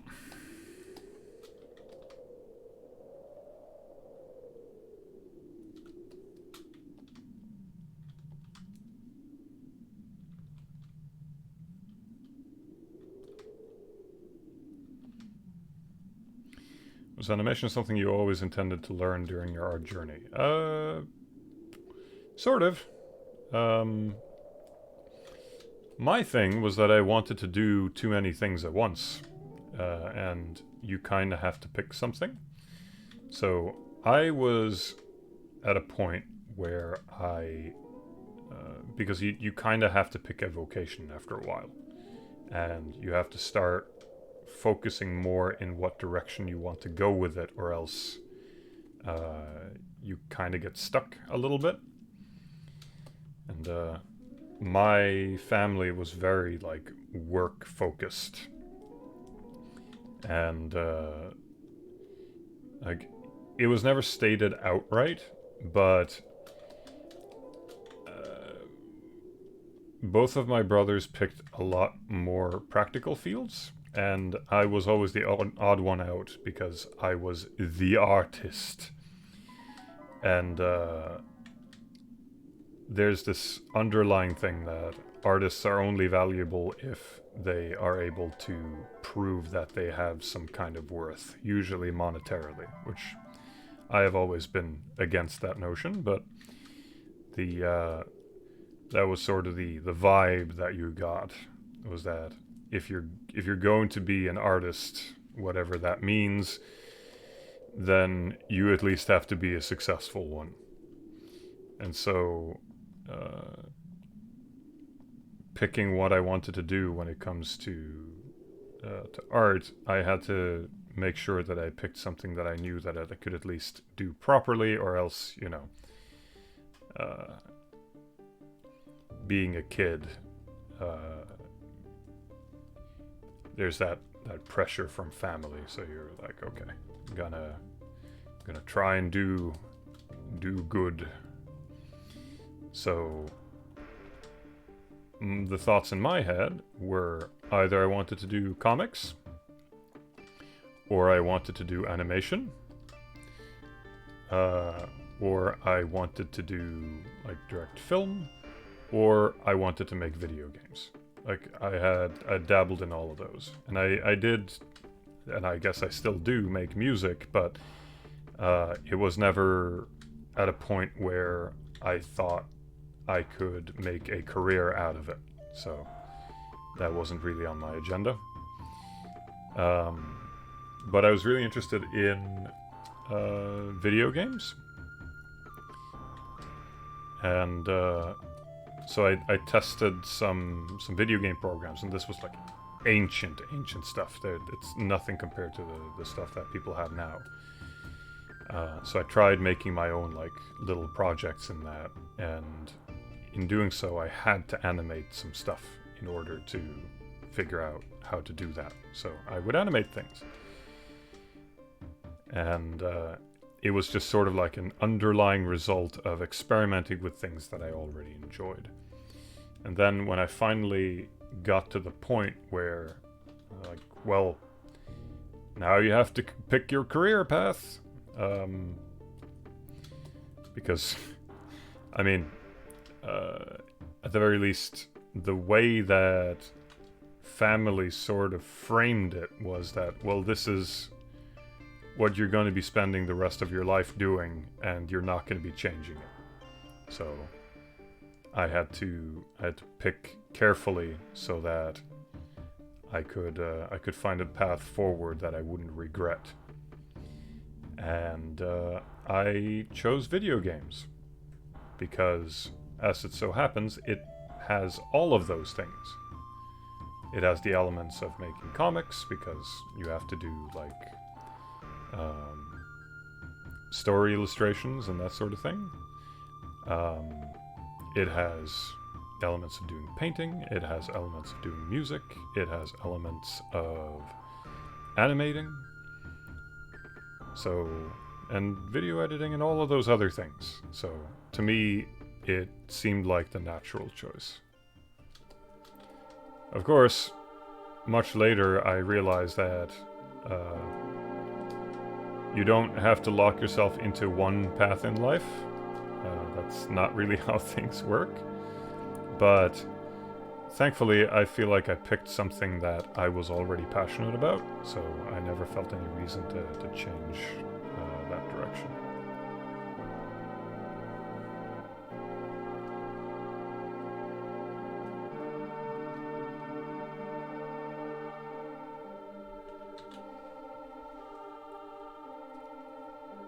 Oh boy. Okay, that was scary as hell. Photoshop cannot save because of a program error. Alright. It managed to save now. I guess we just keep an eye out, and hopefully it won't destroy what I'm working on, because that would not be cool.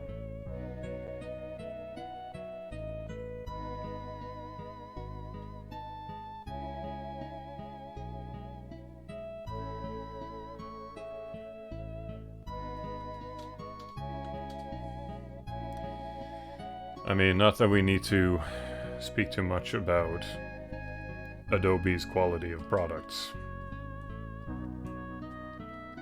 But oh well. For now, I'm fine.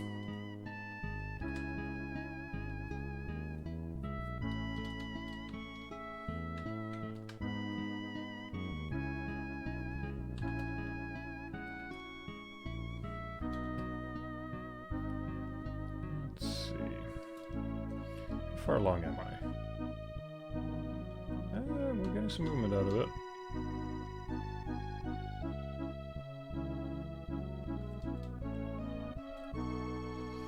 I'm just flipping it temporarily so that I get a little bit of a different perspective on it. I think that's useful sometimes.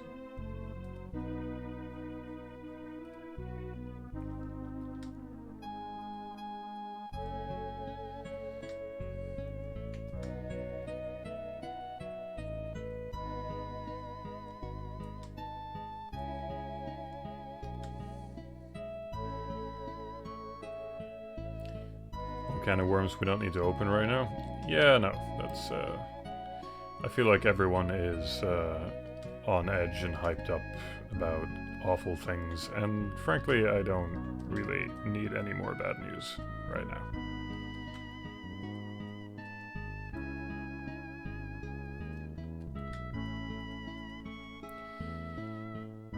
I mean, there's been so much awful stuff that's happened in recent times. Because of some back problems and stuff, I get stress-related flare-ups these days, which I'm hoping I'll soon be able to get under control. But right now, that has been an issue, and genuinely has been the reason why I've skipped doing a lot of these streams. Is just I have felt awful. I have not been in a good spot. Been a lot of painkiller, and one of the things that causes those flare-ups is stress. And I don't need any more stress right now. I think I have enough stress to last me for quite a while. I think we can just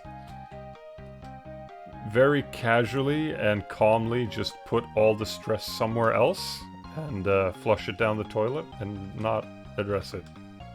I'm perfectly fine with that at the moment.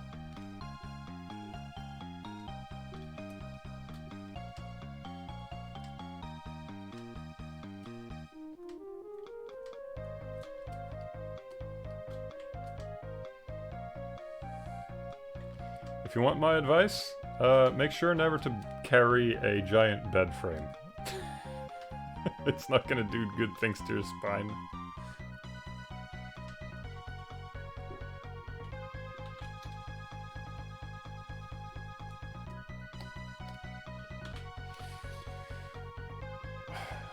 Hope you get better soon. Well, it's been going for 5 years, so I don't have much hope, but...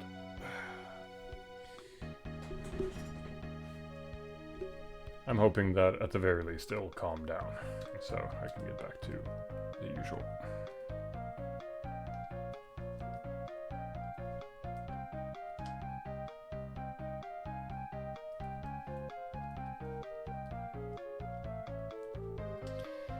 Like, you never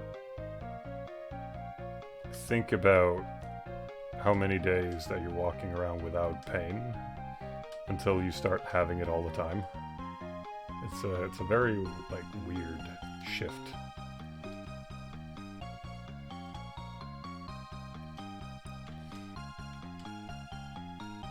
You don't have to take it too seriously, though. I am fine, I promise.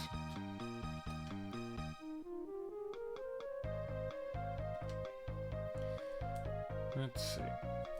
That looks like it's the wrong size. Yes, it is.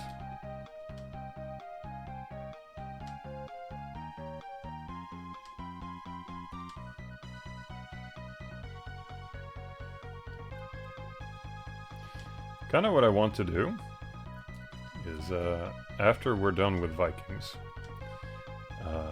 I would like to just make a... Like, how do I put this in a nice way? You know what, I'll put it in a crude way. I just want to do some fuck around projects. Just something without too much overhead. And then maybe we can do another large one.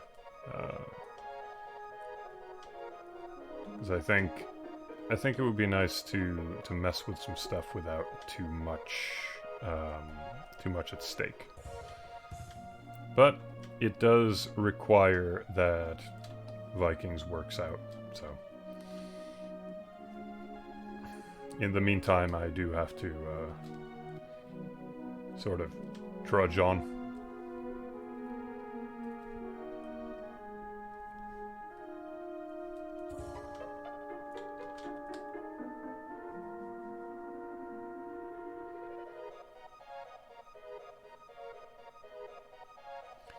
This track does not seem familiar. What is this? Oh, that's why. I have no idea what that is. Farland story. That's a Ban Presto thing, so...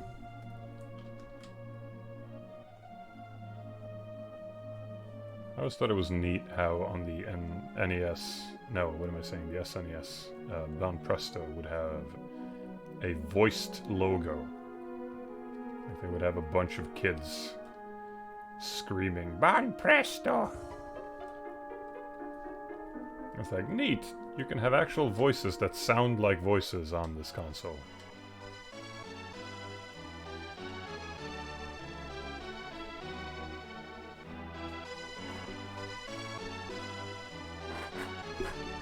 Just need to move here. What is your dream project, if you don't mind me asking? My dream project. I think it's a couple of different things. I mean, I have a ton of projects that are in our pipeline already that I would like to have completed. So I think some of those are already top of my list, but like, don't take this too much out of context, because it's not really meant that way, but some kind of sequel to Owlboy in large scale, I think, would be a dream project, because it if we were to do something like that, it would mean that things would be in a very healthy state, both for us and for the team, because we would have to be in a very good financial and mental position in order to do that. And, so if we were genuinely making like full-scale, actual large sequel stuff, or spin-off, or whatever it is, that would mean that things were going very well. So in that sense, that would be a dream project. The other would be a full-scale RPG. Because I've had quite a few ideas in mind, but it's dream project because RPGs are very, very taxing to make. They are difficult to sell, at the very least in the current market, for how much work goes into them. Like, I could push us to make an RPG, and it would be monumentally difficult for this to work out. Like, you need a very large number of things to work out for that to happen. So that is definitely one of them. And of course, I want all of this to be pixel art, because I think there's still a lot of things that can be done with the medium, so I want to try and to emphasize that. I think a 3D game would be fun to do, but I also see it as being very unlikely. Other things on my mind, I guess if it's a dream project, fuck it, fighting game. Because I want to draw really big sprites. I think that would be really fun to do.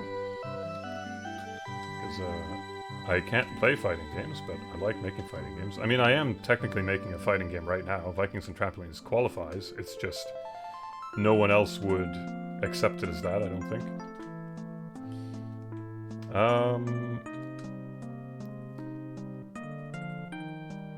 Some kind of exploration game is in my top pickings.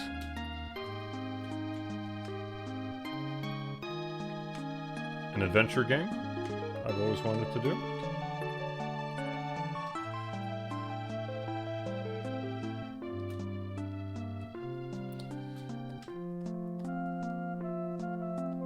A run and gunner. Something Mega Man-like, I think. Doesn't have to be Mega Man-like, though. I want to try and evolve that whole thing. I think that would be really fun to do. Probably because it's so much in my DNA anyway. Like, there's so much there that I think I could just design in my sleep if I wanted to. That's a little bit coy of me. I'm aware of that, but it's more so I think it would come very naturally. So that could be fun. And something completely out of left field that's so weird that you haven't seen it before. And the reason why I'm saying it that way is because I feel like part of the problem right now is that if I wanted to do something really weird on a larger scale, that might be just studio suicide. Probably if I upload this on YouTube, that will be censored, unfortunately, but whatever. I'll just try to remember.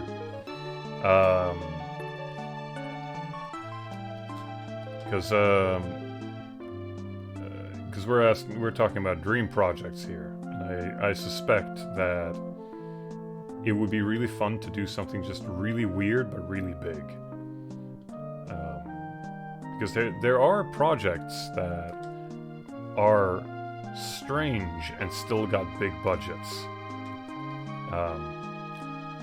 Like I'm still like really fascinated that something like Splatoon or Donkey Kong Bonanza got as much funding as it did to turn into something that large. Because they are kind of strange projects that don't feel like they would scale well, and yet they put so much creativity into it. So I want to do something that really pushes the bar. But the problem with doing that kind of thing is that people don't engage with things that aren't what they expect.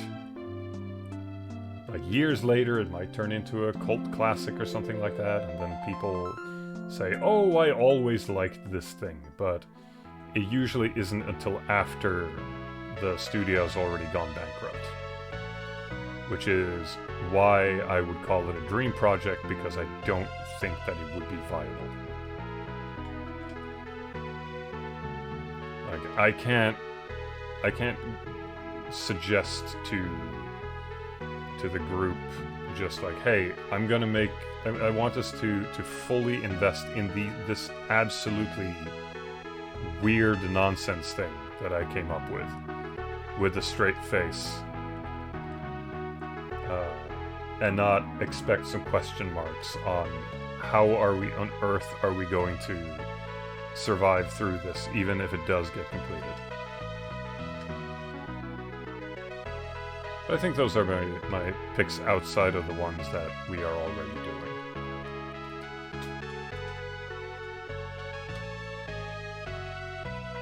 And I think, just like on the subject of Owlboy stuff, like there's so much that I want to do with Owlboy as a concept, just the world and everything.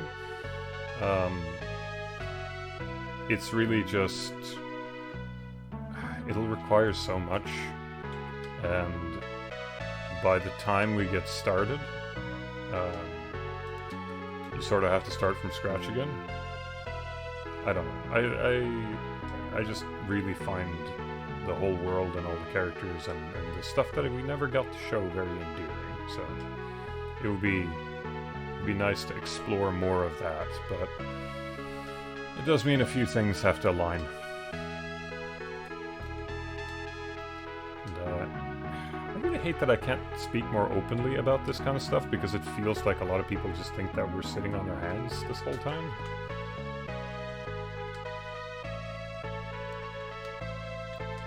But there are unfortunately a lot of factors that happen on behind the scenes, so all I can say is that I really hope people will really enjoy Vikings and Traplings when it comes out, and that it can start a bit of a snowball effect. That's, I think I'll leave it at that.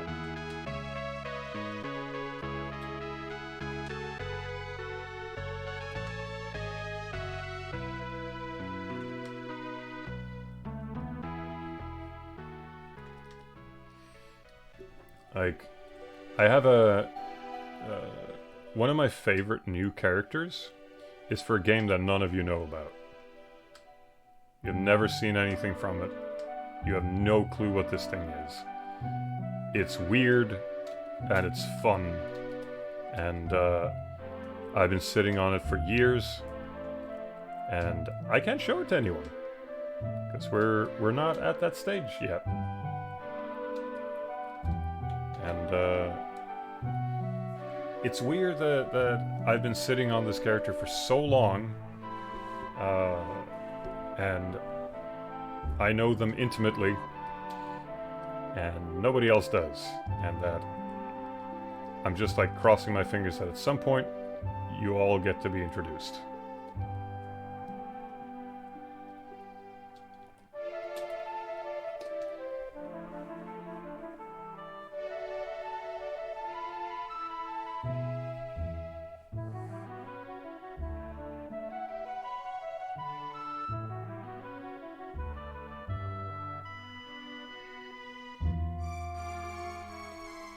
Once again, not getting notifications despite having them on.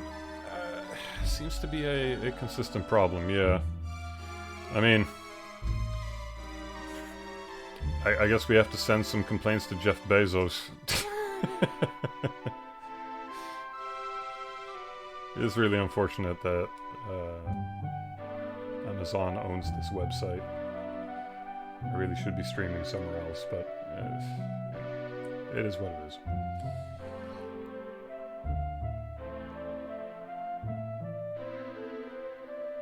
I really like the teasers for the Savant Descent crossover. Love just seeing the boys deliciously scaled up sprites. Yeah, no, that was fun to do. But unfortunately, well, I guess I can just say that. nobody got the news about the release, and it made it impossible to continue investing time into it. We had to move on and focus on other projects, and I really... It would be neat to finish that up, but I think it will have to be in a different context.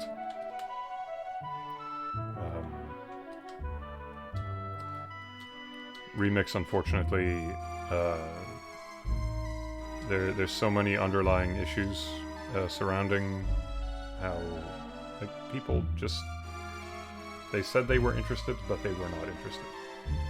And it was very unfortunate.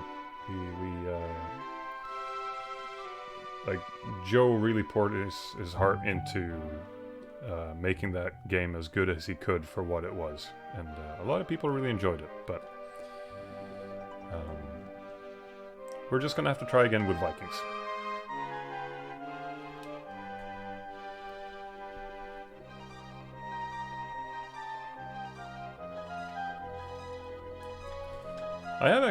We have seen a few people in recent years just coming out and going like, why did nobody tell me about Savant Descent Remix? I love this game. This is really fun. I play this all the time now. Why didn't someone notify me that this was a game? We did. We were at Gamescom and Tokyo Game Show. We had online interviews. No, we had live interviews with staff from IGN, and we did a whole release. We made DLC for the game. We posted it everywhere and contacted absolutely everyone we could. Either that news was suppressed or people were not interested. Could be either one. We have no idea how to interpret that data. People just didn't play it.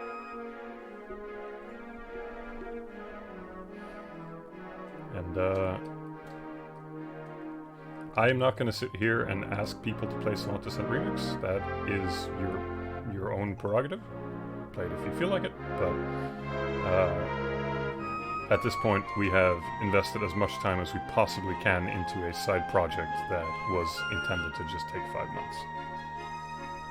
And now I think is a good time to focus on our larger project that I at least know that people really like. So hopefully I am correct on that.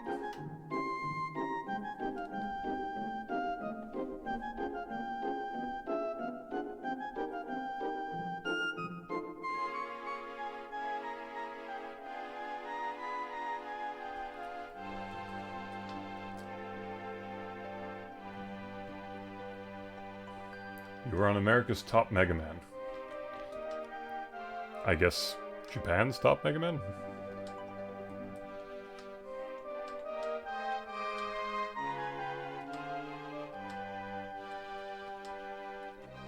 I have heard some people claim that I am the biggest Mega Man fan in Norway. I don't know if that's true, but I'll claim that title, sure.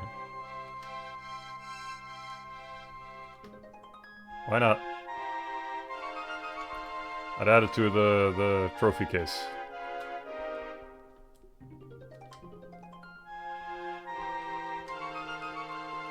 I can put it next to when Chitan said I was their best friend. Like, hell yeah, I'm Chitan's best friend. We take those.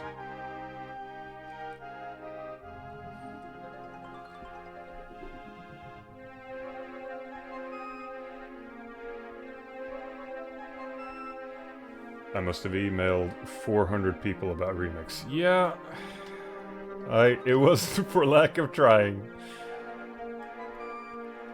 I know that during these streams I bring this up a lot, that I was very frustrated about how the internet and everything shifted right as we were releasing this thing, but you have to understand,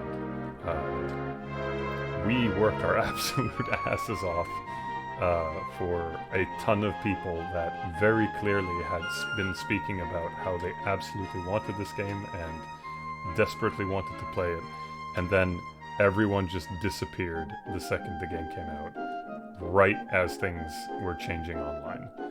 Like, the two are somehow correlated, but there's no data to suggest how.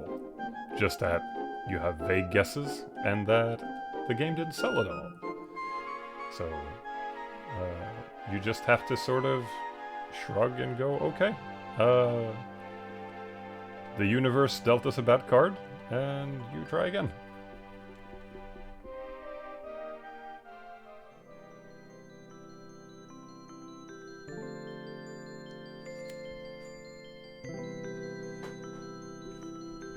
Let's see, could you zoom out and show the whole thing? Sure thing. Give me 2 seconds here. Here we go. I won't necessarily say we're making good time, but we are at least making time. It's getting a nicer sheen to it.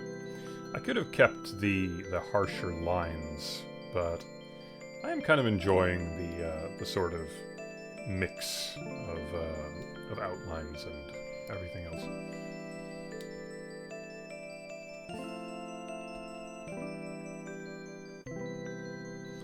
See, that I want to add a little bit too.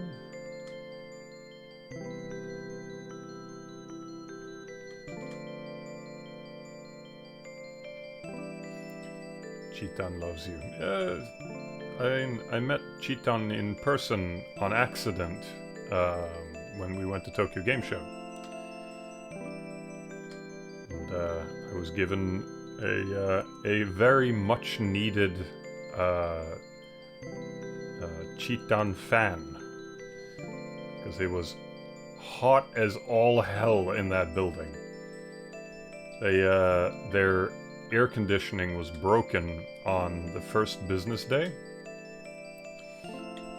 and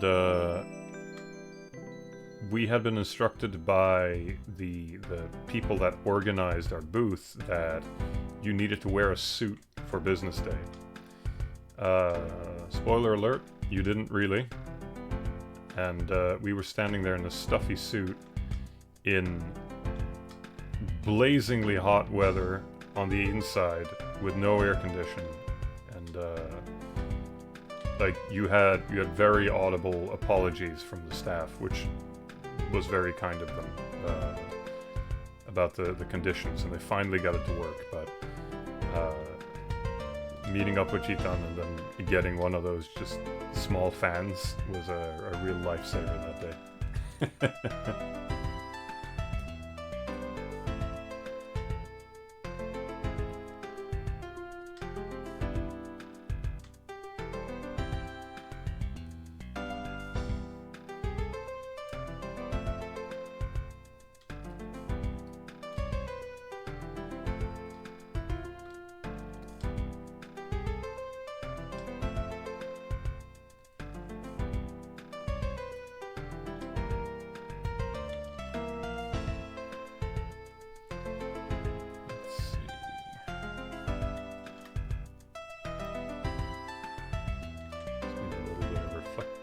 Here.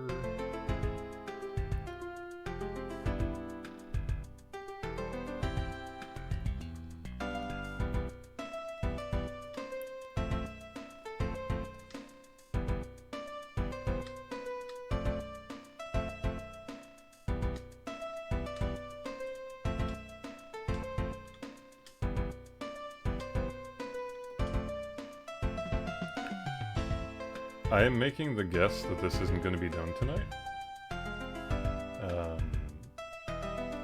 But it has moved pretty far so far.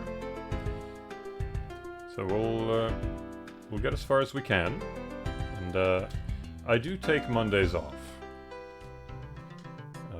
It's really the only way that we're able to stay sane. So I do have the opportunity to stream tomorrow if my back isn't trying to strangle me alive.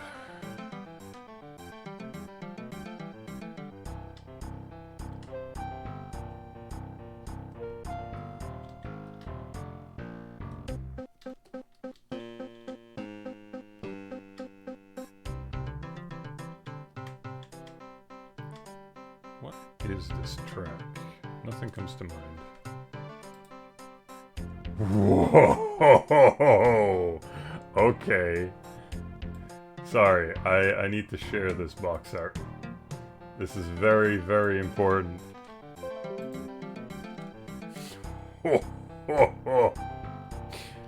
Check this out. Hell yeah.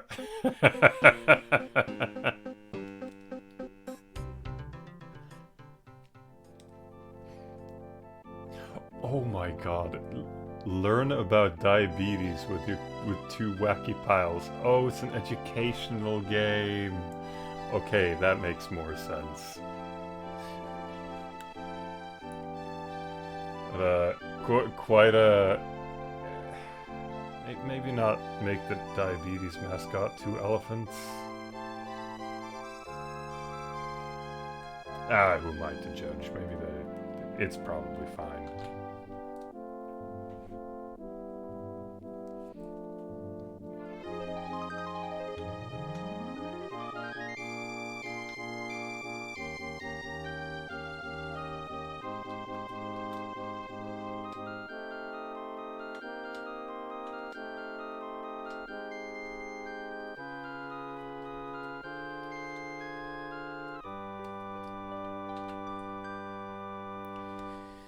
Coming to switch to online soon. Did they ever do a more public release of, what the hell is the name of that guy? Captain Novakin? Which I believe was also a diabetes mascot. Insulin. It was there to teach kids about insulin. It was a Super Nintendo game as well.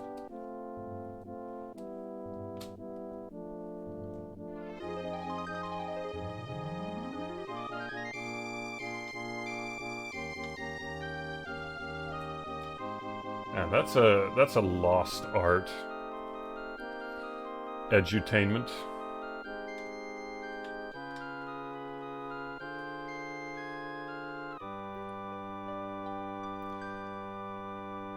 These days, everyone just tries to gamify things. At least they claim that they're trying to gamify things. There are better ways of teaching kids about certain subjects. I just think it's sad that we don't have, like, the interactive dinosaur discs that you would buy at the bookshop, or, I don't know, Grossiversity or something like that, where you learn about all of the different horrible things that your body can do. Like, it's such a strange thing where they pick something nasty or weird or strange with the sort of underlying idea that it has to be educational in some way. Because as silly as it is, like, a lot of these seem like they're a complete waste of time, but at the very least there's an attempt to teach you something, which is better than none. I would much rather have, what is an equivalent? Something like Math Blaster, than, like, something like Disney Solitaire or something with every microtransaction known to man.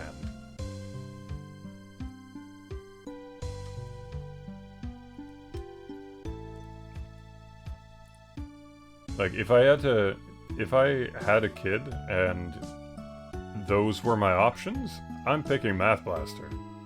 Because there's an attempt there.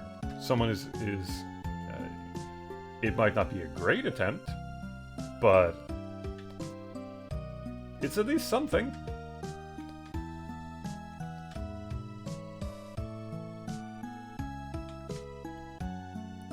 It's not the equivalent of a gumball machine trying to steal your lunch money kind of a thing.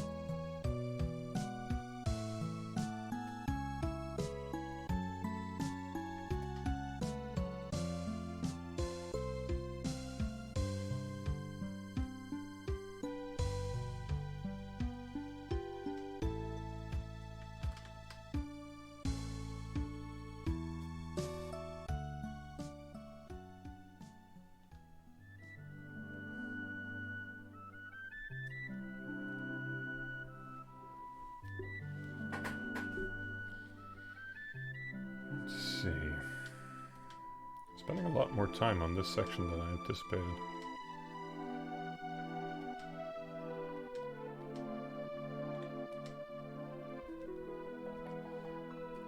Let's see here.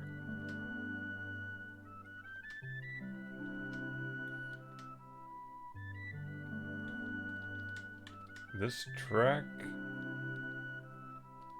makes me think it is... This is one of those weird ones. Is this crystal beans? No, it's dual orb.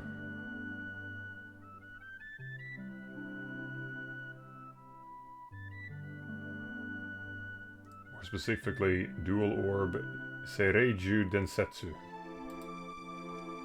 Which probably means something completely normal in English. I just cannot speak Japanese, unfortunately.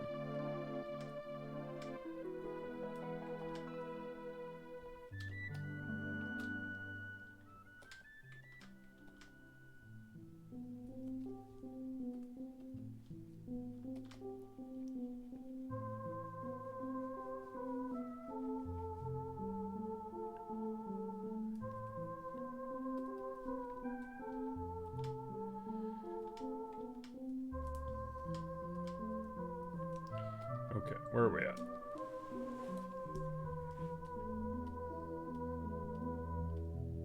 Yeah, we're getting somewhere,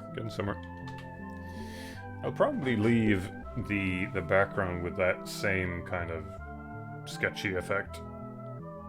I just need to get the actual bike done.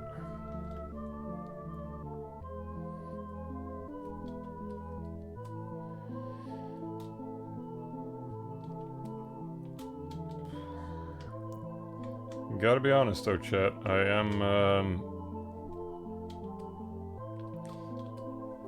I won't be able to go for much longer because my back is starting to give out.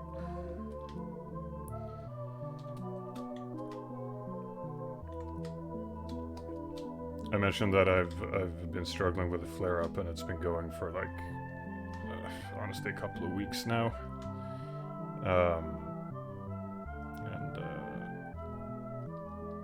Sitting like this for a while now has not been doing good things to me.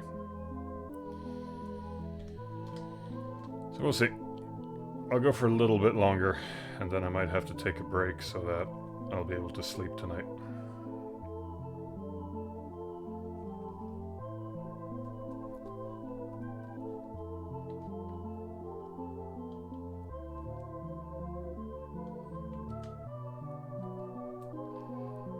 That sucks. It's alright.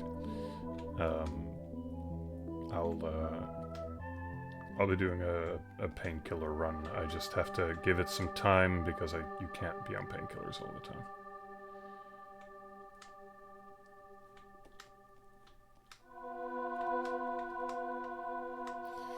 That's unfortunately the problem with back pain. I spoke to one of the top specialists in the world. Because some maniac was like, "Oh yeah, no, we have to open you up and put metal in your spine." And then I went and talked to this guy after they were overhyping this whole procedure that they were going to do, and he said, "You don't need surgery or anything. Your problem is that back pain, sometimes medication just doesn't do anything. Every once in a while, the pain medication will just fail, and you just have to deal with it.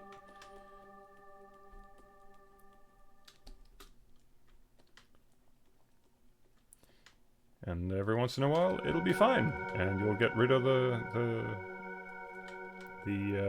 flare-up, and you can go back to normal. And unfortunately, when this whole thing started, I happened to be in the cycle where it didn't do anything. And I think I might be having a bit of that right now.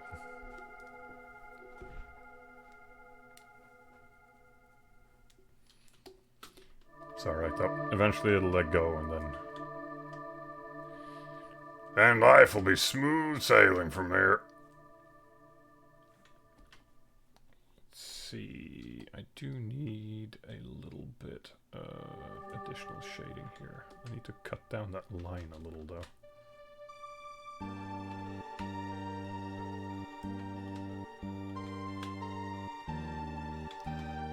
Oh, that's weird. Okay, so this is Treasure Hunter G of My Life I Regret Nothing, which I'm assuming is character dying, probably.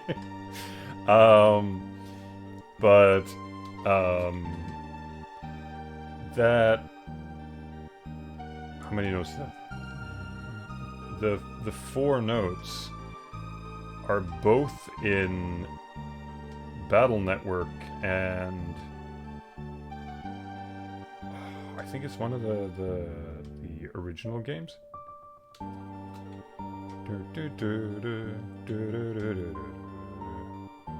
Yeah, it's Wily Level 2 in Mega Man 8, and it's the main theme in, I believe, Mega Man Battle Network 3?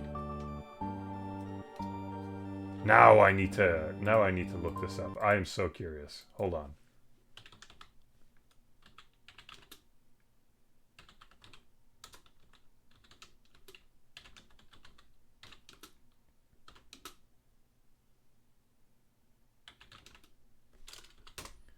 Is it this?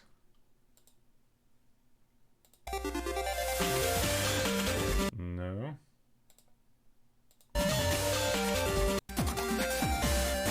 Yeah, there it is.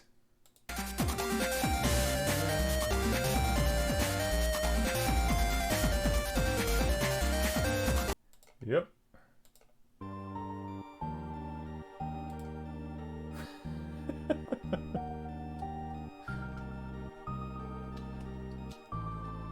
Music Brain wins again.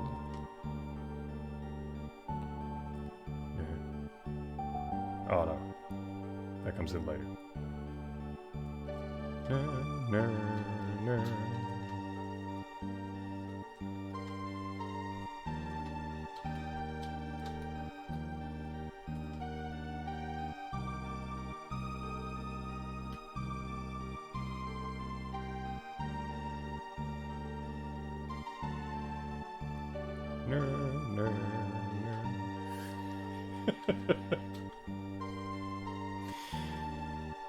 What playlist is this? This is Relaxing Super Nintendo Music Part 4 by SNES Drunk.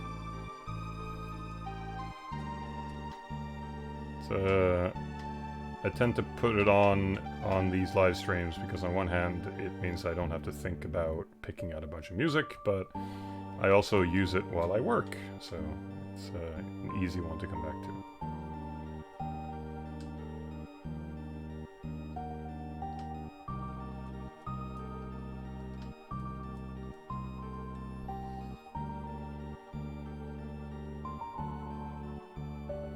You ever try one of those microwavable plushies?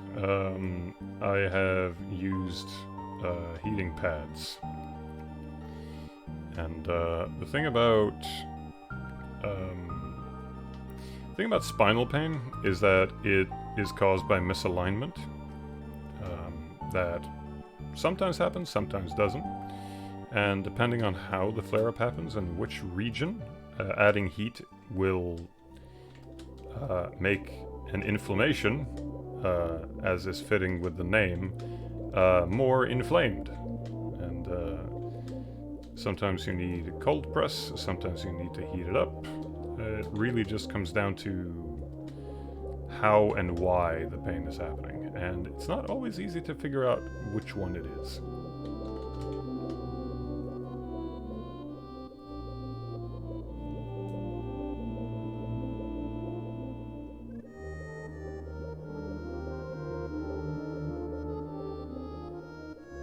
I do appreciate the advice, though. It's kind of you. Let's see.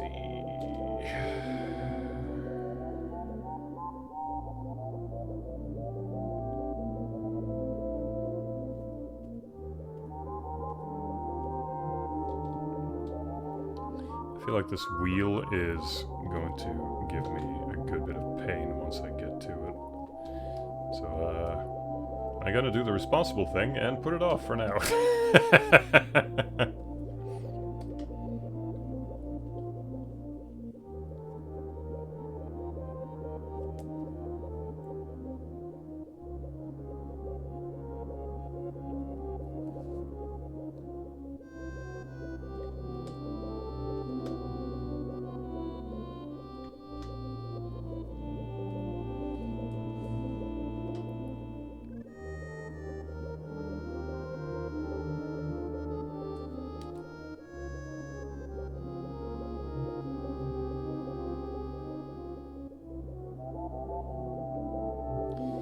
The only test for balancing the constant influx of new imaginative ideas versus the need to finish a project already in progress. I just keeping a sketchbook, maybe.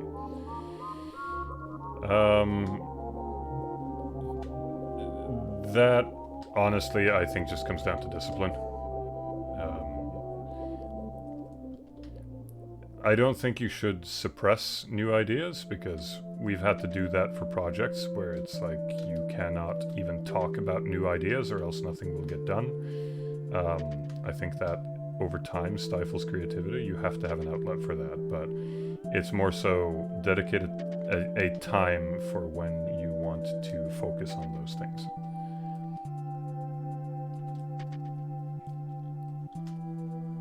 If you really want to, I don't know, make a bunch of characters that are plants or something like that, when you're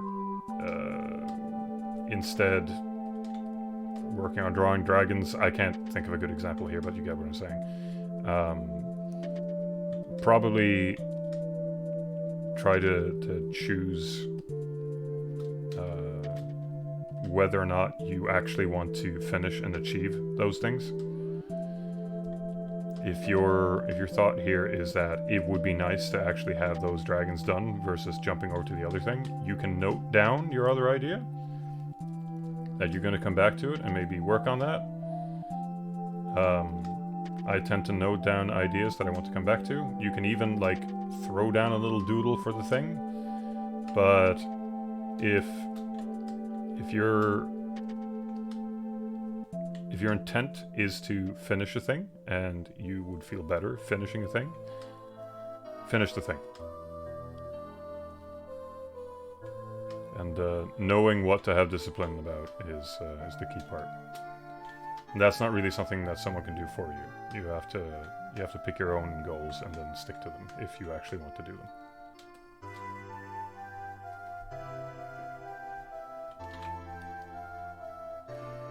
I see bikes, but what of the horses? What do you mean? We got two. We got a Hans and we got a Hans.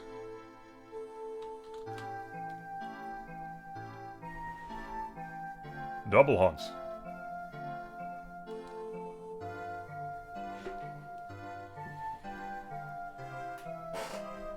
Sorry, I have to move my chair a little bit.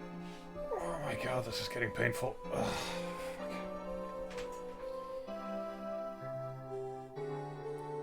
Oh, can I get 1 week without a flare-up, please? That would be great.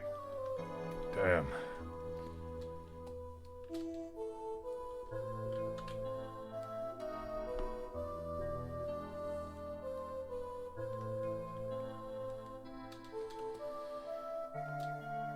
Anywho. What's up, JC? Everything going alright?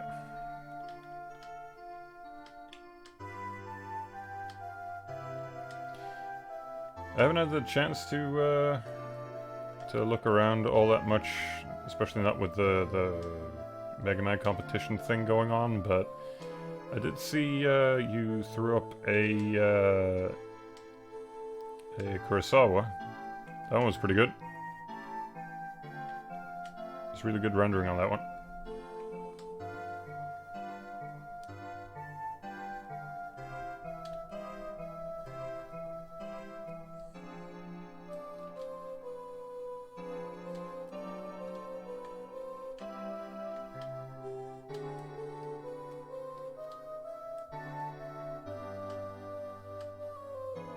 I always forget if it's Lin or Jin Kurosawa.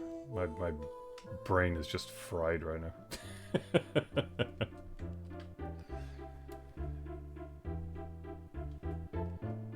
Lin, alright.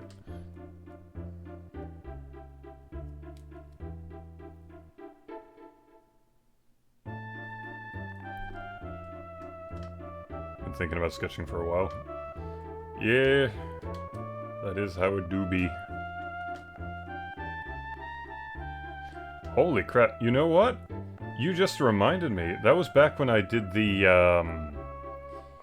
expanded turtles thing that I did. I noted down Lin Kurosawa as one of the things that I was gonna add. Holy shit, that's a while now.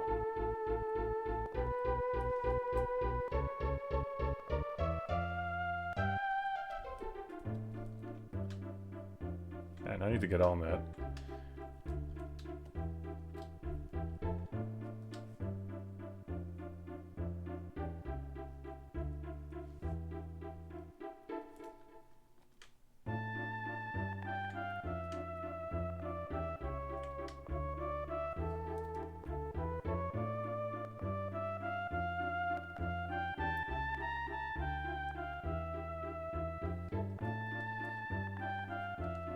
Let's see. Just need to add a little bit more shading here, I think. That's a bit more than I wanted.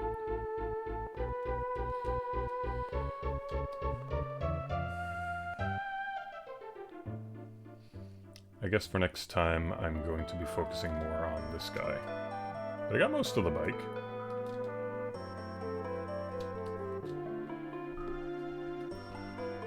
So not too bad. Now, I don't have a ton of time left, so I figured I would bring up a thing before it got too late, because I mentioned that I was considering doing like a bonus drawing if I finish this. And I also did say, yeah, there's no way in hell that I'm getting this done early, so I can start that, but I can at least show what I had in mind. Let's see here.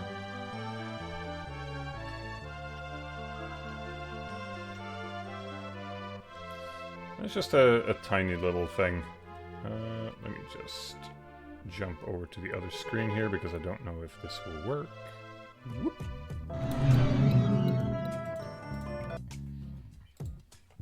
Let's see.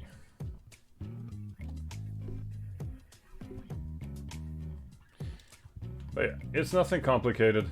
I just had to sketch something up real quick because I was bored and I was waiting for the stream to get set up.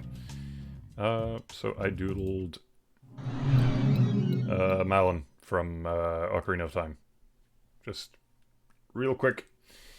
And I figured I would sit there and add some color to it while chatting if I ended up having some bonus time. Because I think this will take a couple of minutes to wrap up.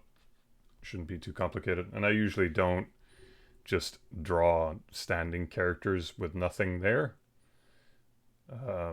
So I figured this would be a nice wrap-up drawing, but doesn't look like we'll have time for that tonight.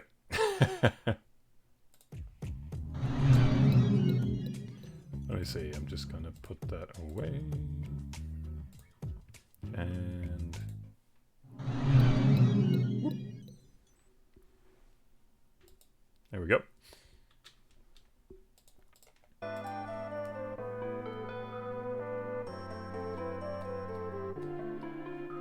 But yeah, I doodle tiny stuff like that all the time. Actually, no, let me correct myself. I used to. And I already had this whole talk on this stream about how the sort of the Mega Man competition allowed me to just doodle without having all that extra overhead that with all the stress associated with it. And I've tried to make a point to just make a bunch of little random things, even if it has no point to it. So, this is, call it therapeutic.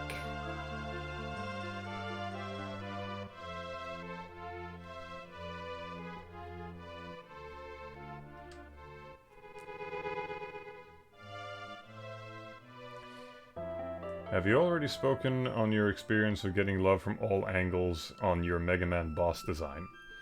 I mean, I did get some very kind comments from people. Considering that how quickly I had to throw that design together, I'm kind of shocked at how enthusiastic people were for it. I do really appreciate it. It's been a lot of really kind people, and the nice thing about it, kind of as I alluded to, is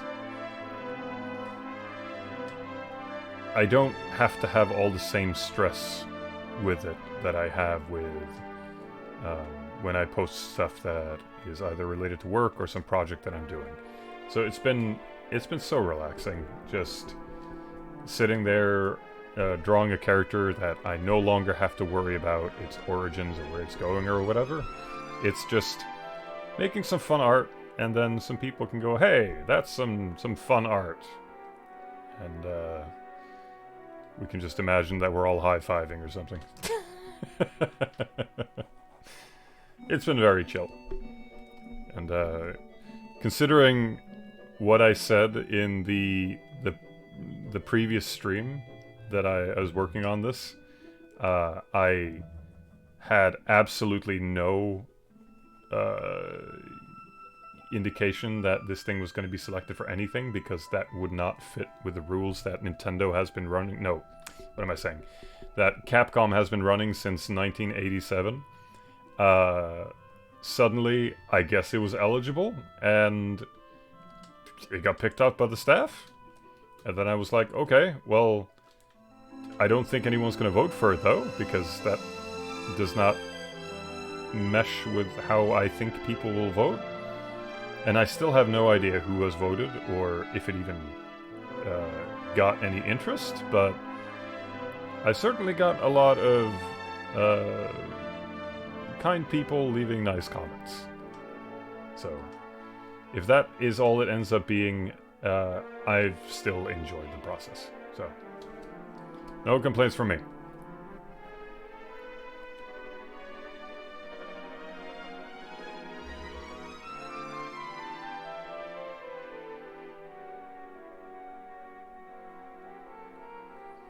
I'm actually trying to do more of that as well. Oh yeah, just relaxing with some art. It is difficult to do when you're in a professional environment and everything sort of becomes work. I think that's the thing. Like with the Malin thing that I just did, I stopped doing that because it doesn't feel like it serves any purpose. Like, somehow, because of the 20 years of work that I've been doing, just doing a random piece of art that is just for no reason seems like it'll have a detrimental effect on something. I don't even know what it is that the psychological bit is. If it's the, like, oh, it'll hurt business, or I could be working on something else, or whatever it is. And at this point, I think that whole mentality is nonsense. It doesn't serve any purpose, because the only thing it'll end up doing is just making sure that no art gets made. And, I don't know. That is sad.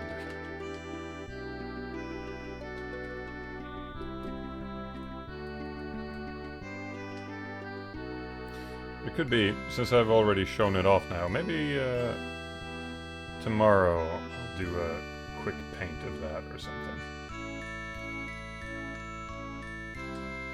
Just to sort of lessen the pressure of sitting here and making this giant bike render if I don't feel like it. We'll see. I know that there's less of you that have the opportunity to sit and watch stuff on a Monday. It is unfortunately the day that I have off, so if you can, then you can. If you can't, then you can't. That's okay.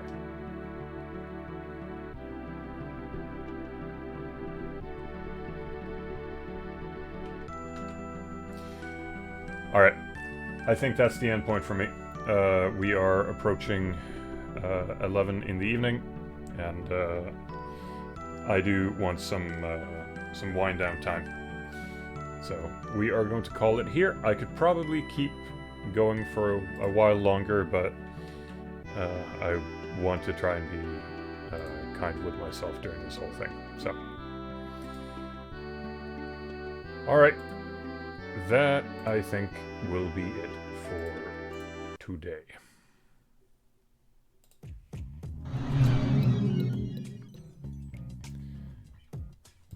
Alright. Well, that was how long now? I'm trying to parse in my brain here. About 3.5 hours? Not too bad, not too bad. I'm expecting that if I do another live stream, it'll probably be tomorrow. If not, then yeah. I'm not going to make any promises because this stuff tends to get a little out of control anyway. We're also getting to a kind of interesting point with Vikings development. If everything goes according to plan, we are going to be hitting a very, very, very important milestone very soon. And the sooner I can get that done, the less stress we will run into later. So if I can prioritize that, then I'll probably do that. But for now, maybe I'll do another live stream. We'll see. I can't promise that I'm going to be uploading this one immediately, because I'm going to have to edit out all of the Mega Man Dual Override stuff that I potentially talked about in the previous stream, and then I'll get this one up. But if you're interested in something and you want to get more details on Vikings and Trampolines, I just uploaded the full breakdown of the charity live stream that we did, so that's up there for everyone to watch, and you get a bunch of new footage there and a bunch of other stuff there as well. So there's that.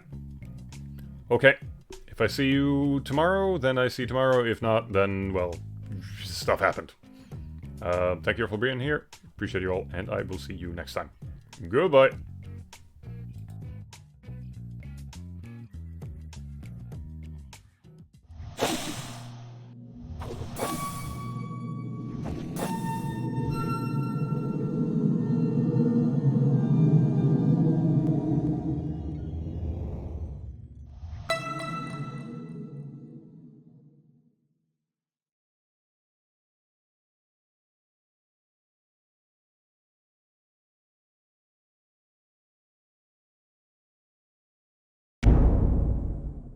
Bring home.